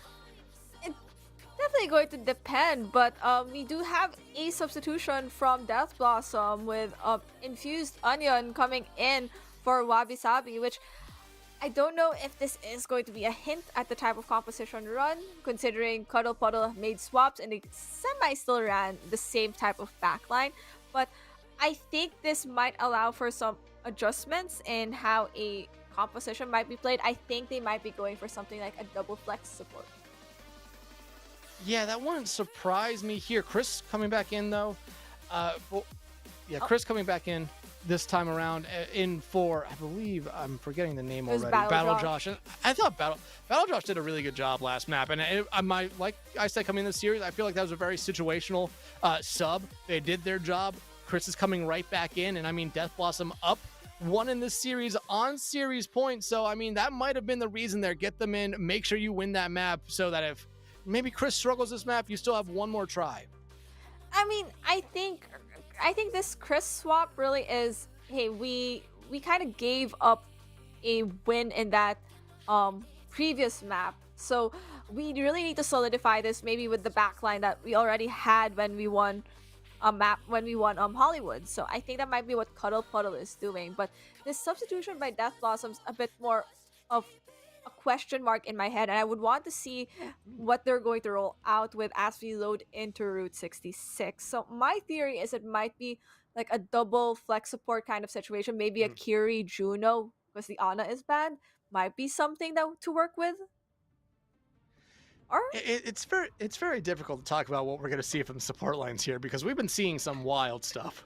I mean, I wouldn't be surprised with a Kiri Juno at the end of the day, even if there's no Ana. But no, we're getting a Bap Juno instead, which isn't, honestly, if you're running a Zarya, I like this, right? There's, I think just the aerial control of a Juno does immense wonders, and I think the reason why they're running this instead of and having Rai on the BAP just might be Rai's not normally a Juno player. So I think this swap might actually, this substitution might just really be, hey, Infused Onion is good on the Juno. And we want that Juno for this matchup now that the Ana is, been banned, tossed out. Yeah. And I'm very happy. I'm going to be honest with you. I'm very happy to see the Zarya come out here. I thought this was a little bit of a tease pick. JML, though, back on this Widowmaker. Again, they can land 1 or 2 headshots here early on, get rid of someone from Cuddle Puddle early. It opens up a lot for this Death Blossom team who wants to get in your face very, very quickly. Yep, and already they're slightly kiting back, giving some space for Death Blossom to continue pushing this cart. And right now, JML just getting set up here, waiting for that grapple to come back so they look for another grapple shot, but they do notice out Geo right there. They land the shot, but it's not going to be to the head, so Geo gets to live for at least another couple seconds. Shot coming out there, going to whiff that time around, but I mean, right now, Death Blossom doing exactly what they want to do here, slowly pushing on the carpet. Cuddle Puddle, this is space that they are just giving them for free. Those stickies, though, almost getting rid of Geo and Deadeye. They didn't notice how low Geo was. I mean, if you manage to get Geo, that's 1 turret down, but that's a high charge beaming Zarya, so you want to keep that Zarya alive and rolling. 100%. No one wants to be in front of that beam right now. And Brook doing their best to just try to deal with it here. Deadeye, though, getting very low as Andoru. I mean, we've seen them pop up in the past on this cast. They need to be able to do it here yet again. No one's died yet so far. Both these teams are playing very, very safe here. Nice Vortex there to keep JML on the ground. But here comes the grapple shot. Oh, just whiffs right there. And JML gonna be the first one to fall. Geo finally able to get rid of them, and now Death Blossom, I feel like they're gonna have to fall back off this, and JML, they might be making a swap. I think JML has to make that swap. It's been a struggle for them to get that pick with how safe this Cuddle Puddle team are moving. They already know that JML does so much of the work, and there's that swap need, and I think that makes it easier to deal with a Torbjorn who is controlling that tunnel high ground that Geo has been just surviving. Grab already out here. They're gonna be able to find Execute off, but here comes the Annihilation out from Brook. But I mean, right now, Brook just needs to keep those arms up, but Death Blossom doing exactly what they need to do here. Deadeye finds Geo out, gonna be able to find the turret as well. Cuddle Puddle doing exactly what they need to do here as well, just holding on to this cart stall as long as they can and smartly backing out with their lives. Yeah, but the Zarya knows this, and just going to push in. Nax knows they need to get this very low and manages to get so with the help of JML, so it's not looking good for Cuddle Puddle. They need to soft regroup and maybe re-engage with one of these support ultimates and that High Noon. I think you need that High Noon in combination just to take more space. Yeah, and right now I feel like Death Blossom making a little bit of a mistake here by not pushing up, but it just seems like Cuddle Puddle gotta give up this first point. That's a little bit of a surprise. Yeah, I think they may have had time to at least try to fight that out, especially with the Coalescence. Force another maybe ultimate from Death Blossom, because now they're just going to roll into the second point. 3 ultimates in the bank, both of them having to be support ultimates. So it's going to be an support v support ultimate kind of situation, and maybe this High Noon. So they really need to clear out Andoryu and maybe also just make sure that High Noon gets 0 value. They have no shields to block it. And Deadeye gonna get rid of that turret here early on. I hear the Deadeye come out, gonna be able to find JML. Here comes the orbital rays from each side. No one falling GSC as both teams kind of just healing around them. Duplicate coming out here from Deadeye, not gonna be able to find anyone just yet as they watch the rest of their team slowly die around them. Nax though finds one, but I mean, they're the only ones left alive here. They might be highly charged, but eventually they will fall. Okay, but if you are Cuddle Puddle, or Death Blossom, right? You lost your Zarya, but you know what? Cuddle Puddle lost both of their supports, so they're able to at least. If you are Death Blossom, I think you just go in right away, right? You're a full 5, your spawns are way closer. Just go in and turn things around, right? Take the space because there's no supports to work with, and hey, use that window if needed to ensure that you survive more through whatever push this is and to clear the high ground. I was gonna say you have a grab ready to go here. JML gonna be able to find Geo out. Brook looking very much alive here at the moment, but JML finding Andoro out, clearing that DPS line on the other side. And again, Death Blossom just forcing back Cuddle Puddle here. And oh, that's a huge late pick right there. And now they're going after Executy, but Brook doing the right thing there, making sure Executy does not fall. Yep, and Brook really just peeling for this Moira, especially when Executy has an ultimate to work with. They have Coalescence, and you also have Ramasha ultimate. You have to push in with this. Don't just give the point so easily to Death Blossom. Put up like an actual fight because they're just letting them get this free space. They have Annihilation ready to go here if needed, but Execute, they had that Coalescence. Well, if they had it, they'll still have it next time they show their face, but not going to be this fight. Brook pops that over the Annihilation right now, going to be able to find one. Geo finds a second one, but Nax and JML, these two have been just putting on a show here for Death Blossom this map. Clearing the field, Geo trying to do their best, but they have to just hide in that saloon. Brook gonna be able to find Deadeye out as the tanks just go at it on the point. You do see Executing back in here though. Do they decide to pop the Coalescence? They're holding on to it still, but they're just holding on to it for a little bit longer.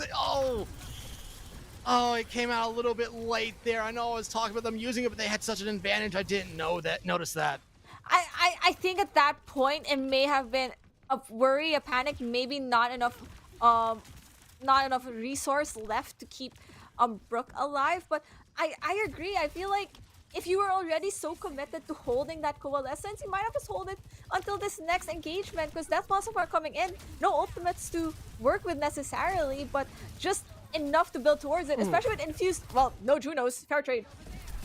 I mean, a true trade across the board right there. Next, though, not that far away from another grab here as Brook tries to take them out on point. Rai, though, will fall. And I mean, everything's still going Cuddle Puddle's way here at the moment. Death Blossom, the smartest thing that they could do here is die fast because you really only have one more try. Okay, die fast, get that grab online, get that copy online, and then I think that's easy peasy, lemon squeezy kind of situation, right? If Deadeye can get, honestly, a massive copy onto a Moira, that's just going to sustain so quickly, and you're going to build that Coalescence very quickly. So you're also just going to make sure everyone else survives, and it gives time for your Death Blossom backline to get some value, and that is a grab. That is a huge grab. It captures 4. Nax and JML already finding 3 out, in Death Blossom, unless something incredible happens from Cuddle Puddle, should be able to find the second point here. Andoru does have the Deadeye ready to go here. Do they try to pop it for the hero play? I think they realize that there's no way that they would be able to find the picks that time. Death Blossom gonna be able to keep this round alive as they cap point B. And see, that's exactly what we are expecting from this Death Blossom squad, right? Get that grab online, and then follow up with a copy just to solidify things. And Cuddle Puddle really just had no answer to it at the end of the day. No ultimates to really build up towards it. Just getting that maybe Juno ultimate just now. But hey, you now have a high noon, and you could at least zone out, take the space with that, and you could already see Andoryu setting that up on the high ground, and that's already a huge pick. No Echo to be a nuisance. And I mean, this is exactly what Cuddle Puddle needed here. They just needed a strong team fight win. And honestly, if you're them, look at the ultimates you have. Play aggressive here. Play at the spawn doors. Yes, exactly. You're saying it right, Dex. Like, see them pushing up. And I think they need to still push up, right? You have ults to sustain it. You could literally sustain maybe with that high noon, right? Zone the space even further. You could also do that with an overclock. And if you're Death Blossom, though, there really isn't much answer you can do to that. Maybe a window. And I think you need to window early. I really do think they need to do that as well. They just need to force Cuddle Puddle back here. A little bit of a JML popping that overclock here. Deadeye from Andor, you gotta be able to find one, and oh, the ultimates are coming out here for Death Blossom, but it's just not gonna be enough. Cuddle Puddle does everything they need to and more right there, and they're still holding on to 2 ultimates. Yeah, and it's looking like they're going to just continue preventing them from getting out of spawn with every cooldown that could slow it down. But the Tracer just appearing just in time to maybe touch along with the Lucio, and that's just fine. Deadeye, though, going to be able to find one, so Death Blossom keeping this round alive. Coalescence and now the Annihilation out here from Cuddle Puddle, and these are just deterrents now. Get off the point or you will die, and everyone that tries to stay around it, well, they're dying at the moment. If you're on Death Blossom, Cuddle Puddle, this is exactly how you need to play it, and they are doing a damn good job of it. Death Blossom, though, getting those first 2 points, nothing to scoff at there. They have their win conditions. Hey, if you are a Death Blossom, this is the one thing I've always critiqued about with Route 66. You can either full hold them at first, and it's going to be really crazy, but also 100% doable, right?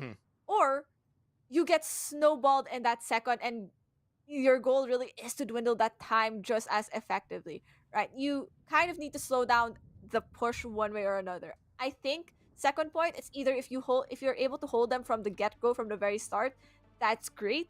You can keep that up and you could just deny them any full second point capture.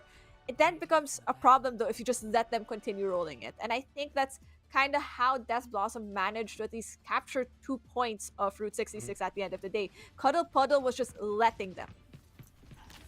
Yeah, I mean, that first point, both me and you were very confused on why Cuddle Puddle decided to back up. They did do a good job holding Death Blossom for a little bit before they were able to break through.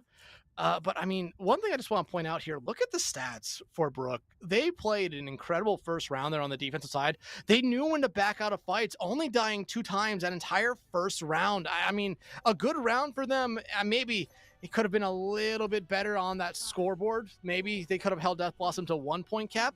But Andoru, I want to see this Widowmaker from you. I'm wondering if they can pull the same thing JML has, and I don't think Death Blossoms might be as expected. No, they're doing the spawn camp. Never mind. I love this play out from Death Blossom, and it completely catches Cuddle Puddle off guard here. And now Andoru just caught off, and this should just be a team wipe. A great play by Death Blossom, and look at the time that it just eats away here for Cuddle Puddle. And they're just gonna do it again. And they're just gonna do it again, but this time, at least Cuddle Puddle, you are aware that they are hiding in that train car. So you should be able to get around this much easier. I don't think stacking all together should be the way. I think a pincer might work well. I mean, you see Geo just go dashing through everyone right there, getting a decent amount of damage. Nax, though, they have their target there on Andoru, but they're going to be able to escape. However, Deadeye going to be able to find Chris right there. Geo does find a trade, so, I mean, this is where this kind of falls apart right now. If you're Death Blossom, you are now committed into this fight for as long as it takes, already losing one. But if you can find trades, it doesn't necessarily matter that you lost that one. Yeah, no, and already Nax down by Geo, and I think if you are Death Blossom, this is really just staggering and getting more picks, winning the time even further before you also die. And Deadeye is just doing the work for it. They're still alive. And I mean, look at the time bank. They're starting to push the cart right now. 1.5 minutes is gone. Death Blossom, spectacular hold, right? Dwindling that much time, right? Maybe they don't get this high ground in their favor anymore and giving it to Cuddle Puddle, but hey, they're able to rotate at a different angle now and clear that out. They know the Cassidy's there. They're going to try to pressure out the Cassidy. And this is exactly what they should do here. JML can be able to find out Execute as Nax is playing a very smart player right there by keeping their arms up. Deadeye coming out. They see some skulls, but Geo going to be able to find them before they can pull the trigger on it. However, still, Death Blossom winning this fight, but Geo, they're having a round. They're having another fight here. Already 3 picks for them. Going to use the blade to find one more. Can they find the ace here? All they have to do is get rid of Nax, who's just going to stall this cart as long as they can at this point. No, they're going to stall. They're going to ultimate thing. Okay, go in, Nax. That's a stall. Your team is back. They're down to Genji. They're gonna commit the Kitsune Rush out here from Death Blossom. I mean, this is still just a stall. Look at the time bank, 1.5 minutes, and because Cuddle Puddle isn't necessarily going in, they're waiting for that Kitsune Rush to go away. They're gonna allow Nax to get back into this fight. Oh, but look at all the ultimates coming out here from Cuddle Puddle. Rai not gonna be able to see that beat go up this time around. Geo finds Deadeye, and now this DPS line for Cuddle Puddle, they are coming alive like they have so many times already throughout this series. Finally finding Nax right there. They will get this first point, but give it up to Death Blossom a little bit. The close hold and then basically whittling down 3 minutes is nothing to scoff at. I'm so confused that the full engagement has me confused. This is how I know I'm in like a Diamond Division game. Why are we using ult in a lost fight? Turning things are rather aggressive, beating in, but they still have a Macho ultimate online with Brook. Thor, you just have to embrace the chaos that is this division, and once you do that, everything makes sense here. But this is exactly what we saw Cuddle Puddle do. Yeah, it was a little bit different. They backed out rather than just dying, but I mean, this is exactly what they did. They just waited for that door to open, engage into a fight. I mean, it's an even trade across the board, and you got the 2 ultimates out from Cuddle Puddle right there, and you're still keeping it pretty even here. There's still stalls happening on the point. Deadeye keeping things alive, just getting that mini before finally dying, and they forced so many other ultimates from Cuddle Puddle that there really is no answer to the incoming combination of ultimates from Death Blossom. They have a Macho ultimate, they have a High Noon, there's a lot of zoning potential available. If they just call out that there's no deflect available, they can just High Noon. No, they're just gonna aggressive High Noon. I don't hate it, and they're boosting them in to try to find some more people here. They get a decent amount of damage, and there comes the Annihilation out there from Nax. But right now, they're struggling to find a lot of kills with it, and hell, they're struggling to keep themselves alive here. So not necessarily the play you're looking for if you were Death Blossom. Deadeye, though, going to be able to find one with their Pulse Bomb, but again, for the ultimates you've already invested, only finding 1 pick so far is not necessarily what you truly want, and Endor finds JML, but I mean, it seems like the name of the game for Death Blossom at this point is, hey, we're just going to stall at the cart for as long as we can. I think that is the plan. They managed to get Chris in the process with Infused Onion doing so, just even trades, but the cart keeps rolling, and there is no answer to this right now, and I don't know what else to point out other than Infused Onion is the only one with ultimate for Death Blossom. We're one of the last set to die, so they're going to have to try to sustain while waiting for Infused Onion to be here. Deadeye coming out. Nope, not gonna, as they see Infused does pop that Kitsune Rush there for JML. First one to fall. There's the Blade, and I mean, if you're Death Blossom, you need to win this fight, but the Deadeye from Andoru doesn't care. They just don't care. They are playing aggressive. Andoru with 4 picks there, and because of how far this cart was pushed, does Death Blossom even get a touch? I think they should be able to, right? I think they're able to regroup slightly. You still have that speed of Rai to go in, and you will have at least 3 ultimates, but it really is a question of can you get that cart rolling, and I think Cuddle Puddle needs people on point. Get that 3, get it moving quickly, because now Death Blossom is here and will build towards ultimates as needed. Ultimates are coming online for both sides here. Pulse Bomb not going to find anything for Deadeye, and that is a Pulse Bomb you need to be able to find at least 1 pick on.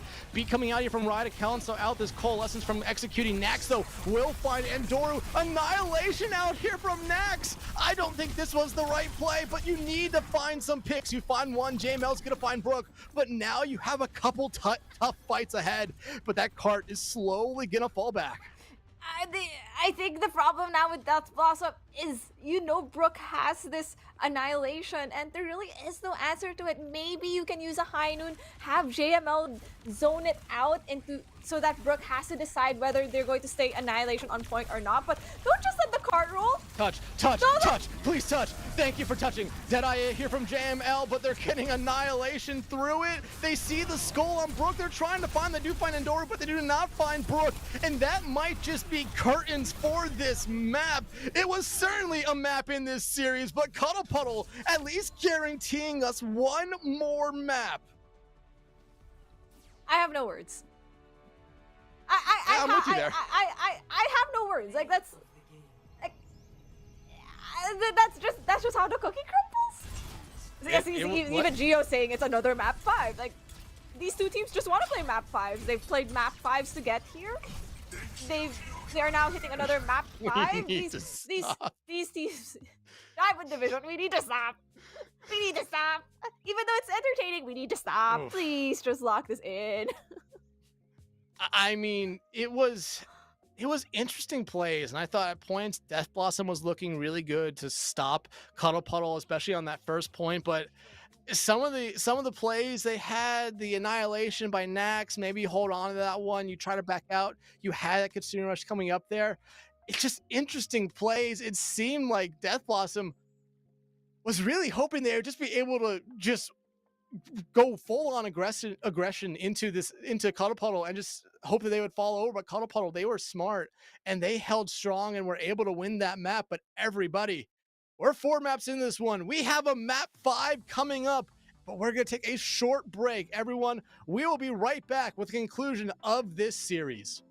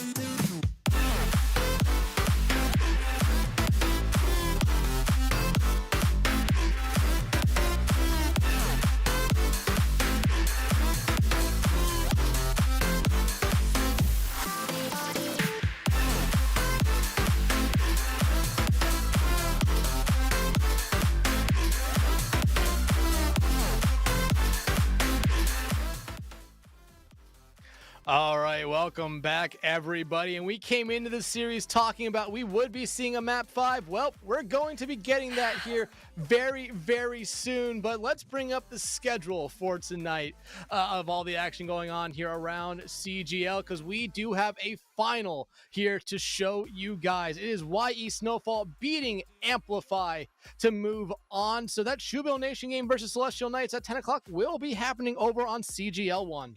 Yep, and that is another matchup you wouldn't want to miss. That's a lower bracket matchup and really just deciding who will have to face off, I think, against low ground main at that lower bracket. So, but we do have at least something to look forward to is this last map between Cuddle Puddle and Death Blossom. But let's take a look at the bans that got us here with, Cuddle Puddle really making value of the bans that they've had, right? And really impacting, I guess, the gameplay that Death Blossoms indeed wanted to play on some of these maps, right? The very targeted Echo and Ana bans, right?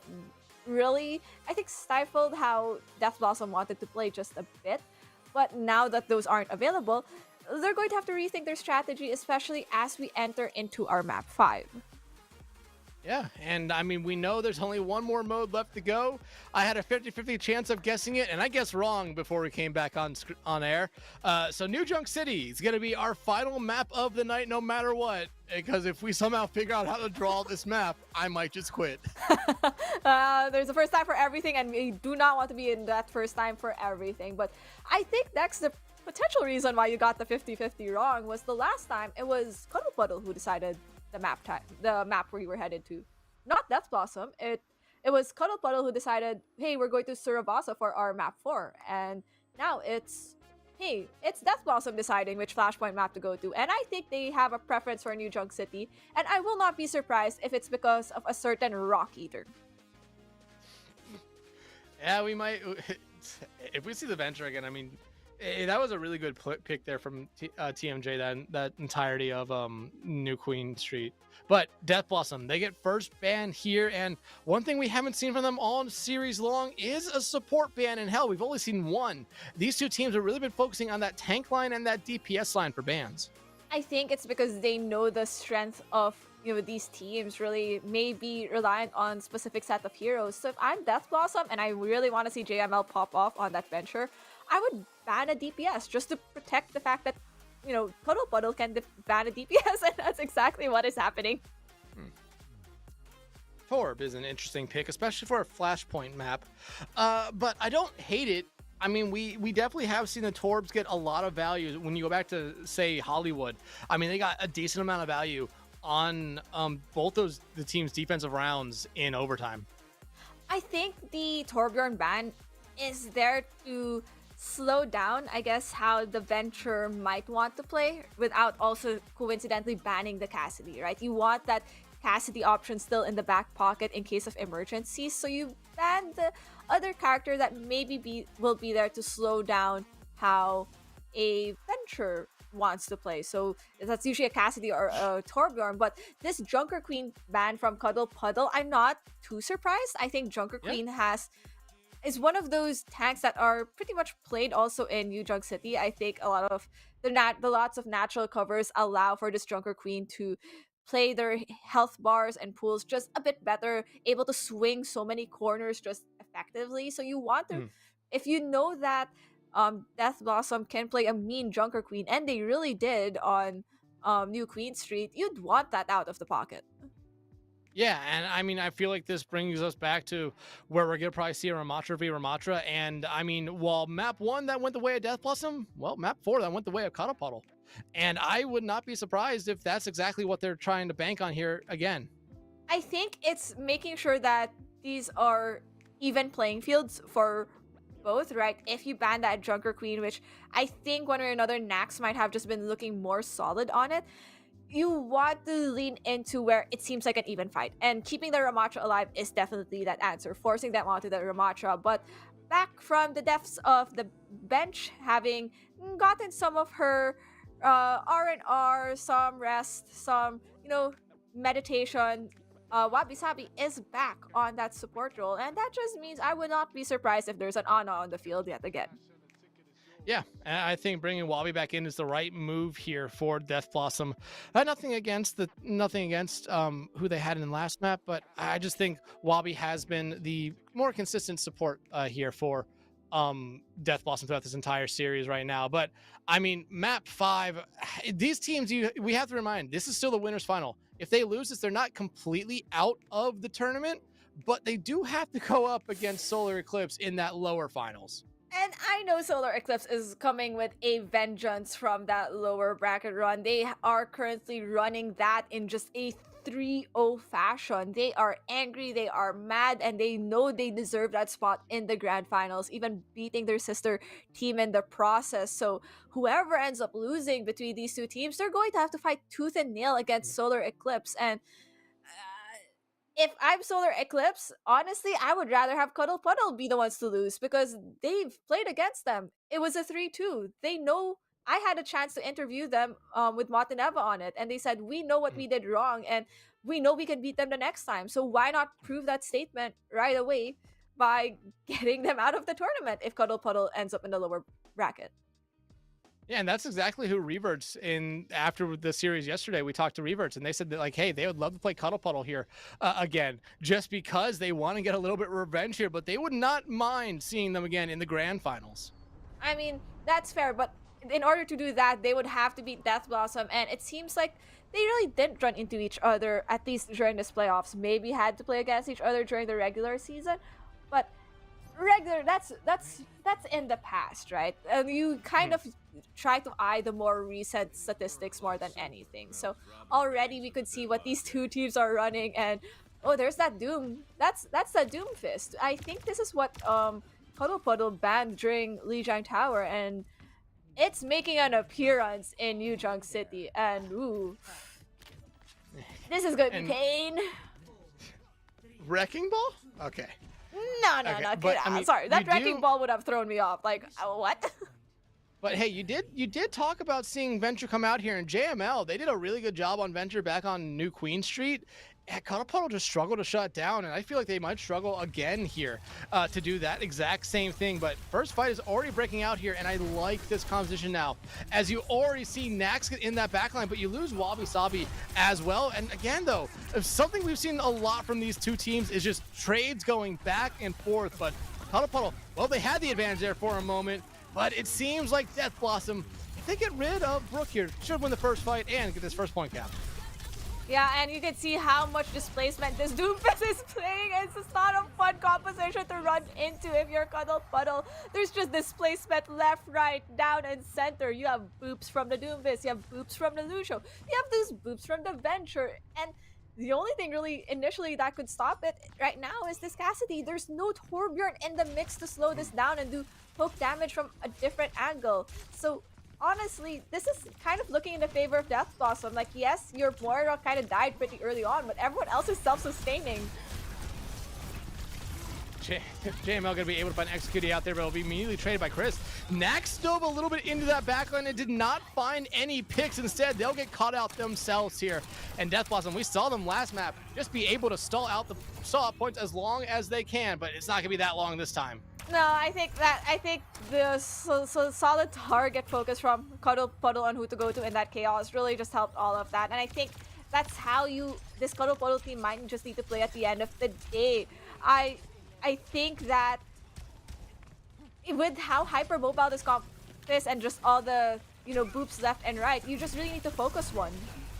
Whew. Almost getting Executing out there, but not going to be able to land the punch this time around. Nax has to just put up that arm. Annihilation already coming out here from Brook, and they're going to be able to find Deadeye off it. They're trying to chase down the rest of Death Blossom here. They're going to be able to find Wabi out as well. And now, I mean, you're already down 2. Make it 3. And if you're Death Blossom, yeah, I mean, you're getting helped out here by Cuddle Puddle by just making sure they kill you quickly.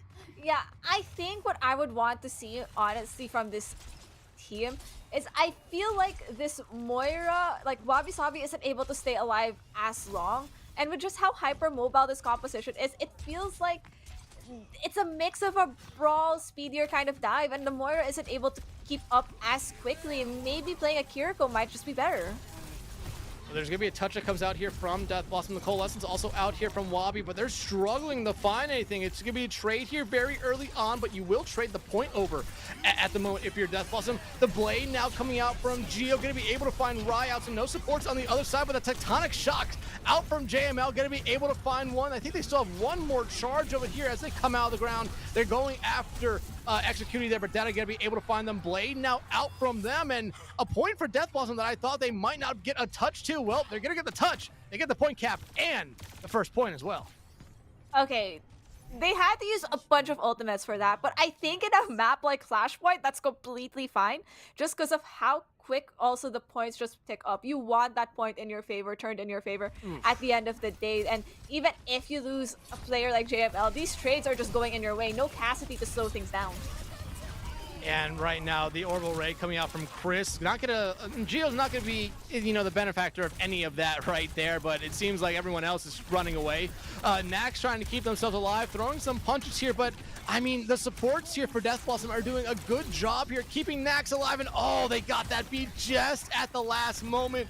That's going to be huge for them here. Torpedoes coming out. Nax almost gets hit by one. That would have taken them out right there. But Andoru looking to get set up here. Deadeye coming out. waiting for any of those skulls, as a trade did happen on that support line, but looks like this Deadeye is not going to find anything as JML finds Geo. The Meteor Strike coming out there from Nax, not going to be able to find anyone out right there. JML, just going to barely be able to burrow into the ground, but Brook pops that annihilation, going to be able to find two, and Cuddle Puddle takes the point first.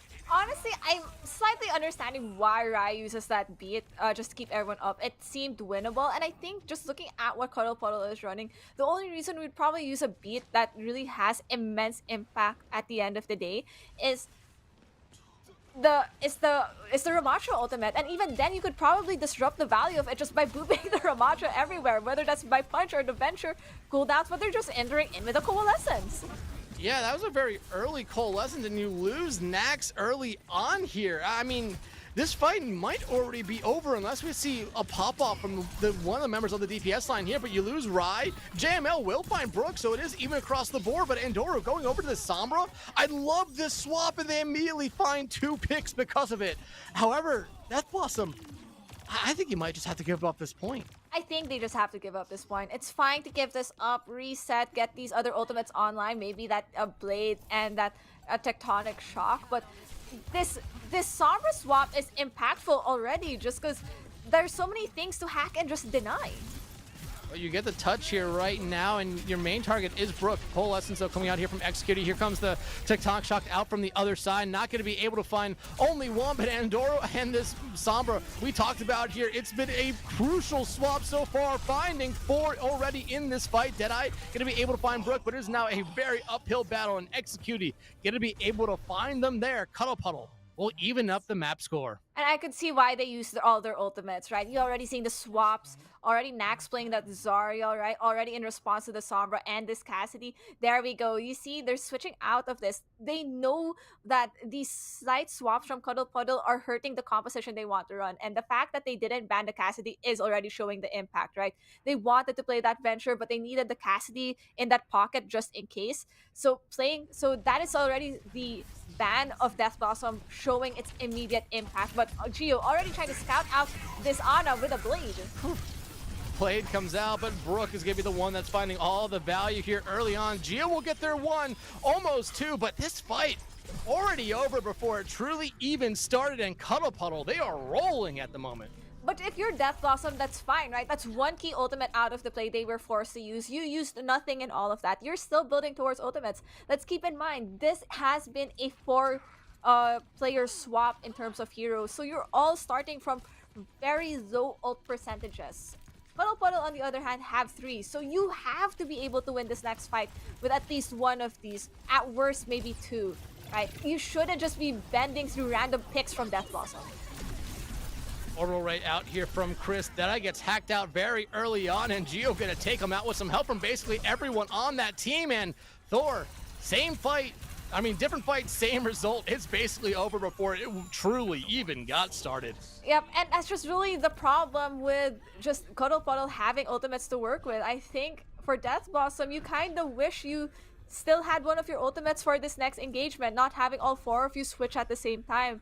Especially in a map like Flashpoint, you want to have some ultimate charge to work, to at least go through the next fight with, rather than just using all of it. And now we're as percentage ticks, they still have nothing to work with.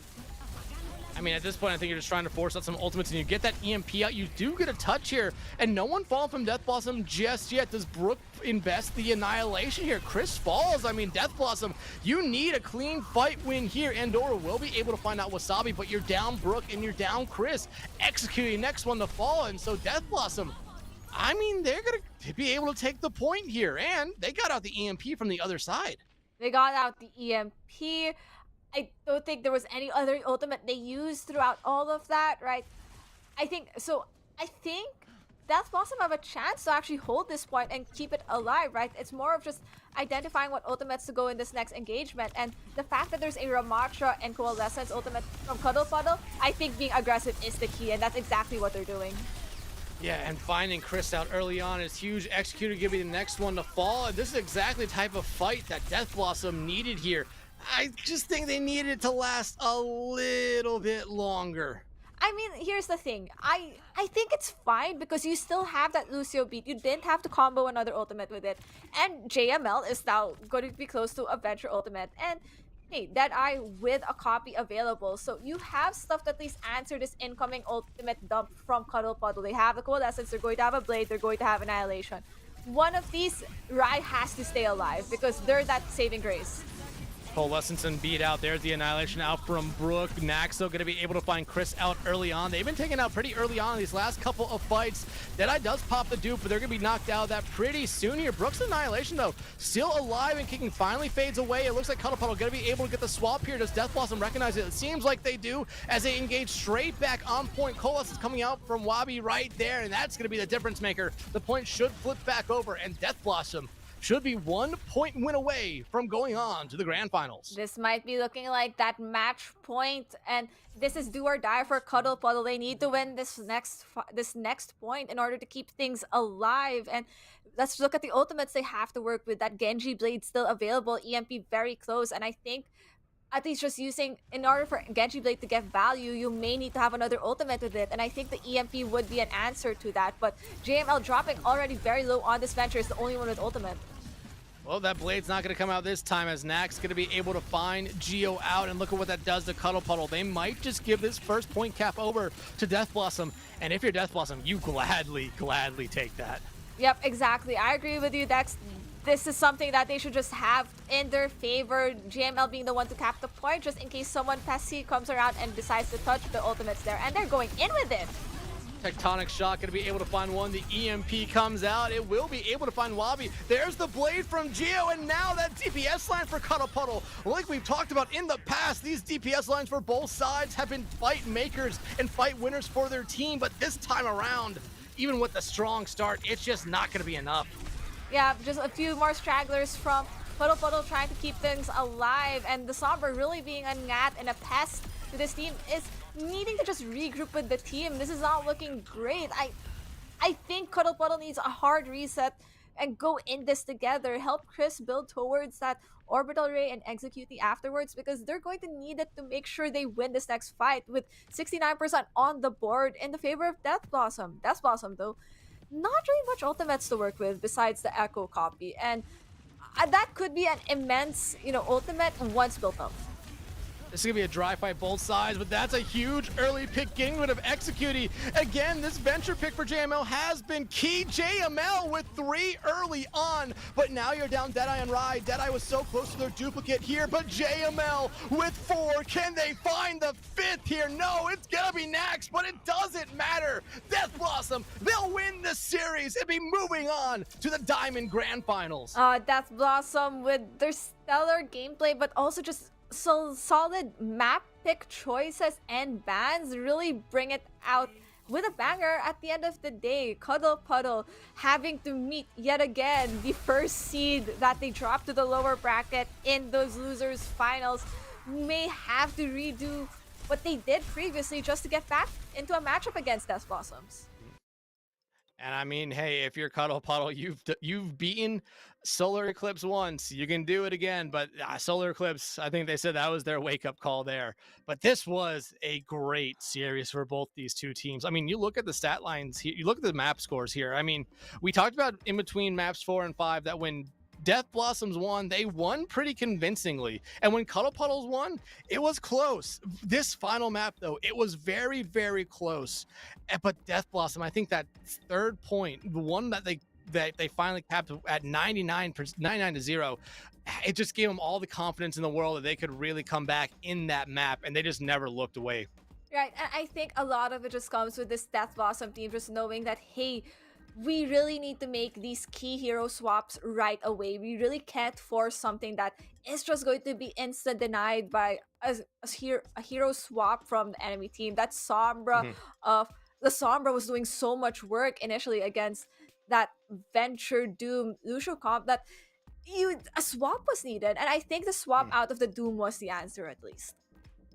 Yeah, it really was, and it made a big difference there at the end. And I mean, you really did see Death Blossom truly figure out how to play around that Sombra on the other side, especially as that map went on. Point two, it was very rough. No one really knew what to truly do with it there, but they got better as it went on. And I mean, look at it now, Death Blossom waiting now in the grand finals for either a rematch with Cuddle Puddle or with Solar Eclipse.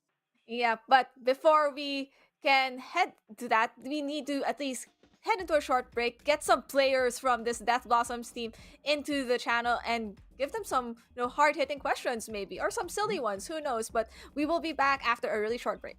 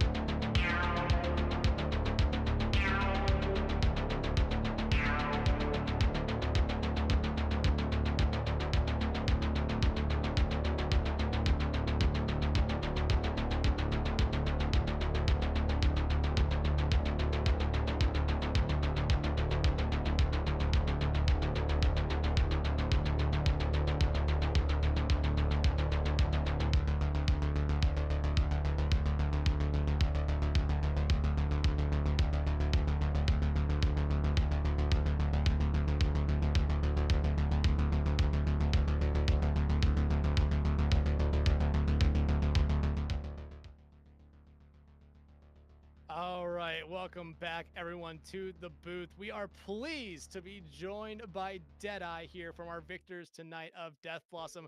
Deadeye, we were talking before we got on stream here. An incredible series by you guys here. A really, really heart attack inducing map 5, but you guys are able to I can pull vouch. through. Oh, God. But you guys are able to pull through. I mean, what this series was back and forth, and the last time these two teams met, it was back and forth. Did you expect this kind of series here again in the winners finals? I mean, the second I heard that their coach does his homework, I knew it was gonna be like a fucking ride. It was gonna be a wild ride. These guys, I mean, you saw what they did to Solar. Geo is obviously just in his bag lately, so like there was a lot to just get ready for. Really just a fucking mental tug of war. But we had the right team for it, and our coach also does his homework, so we were able to pull through.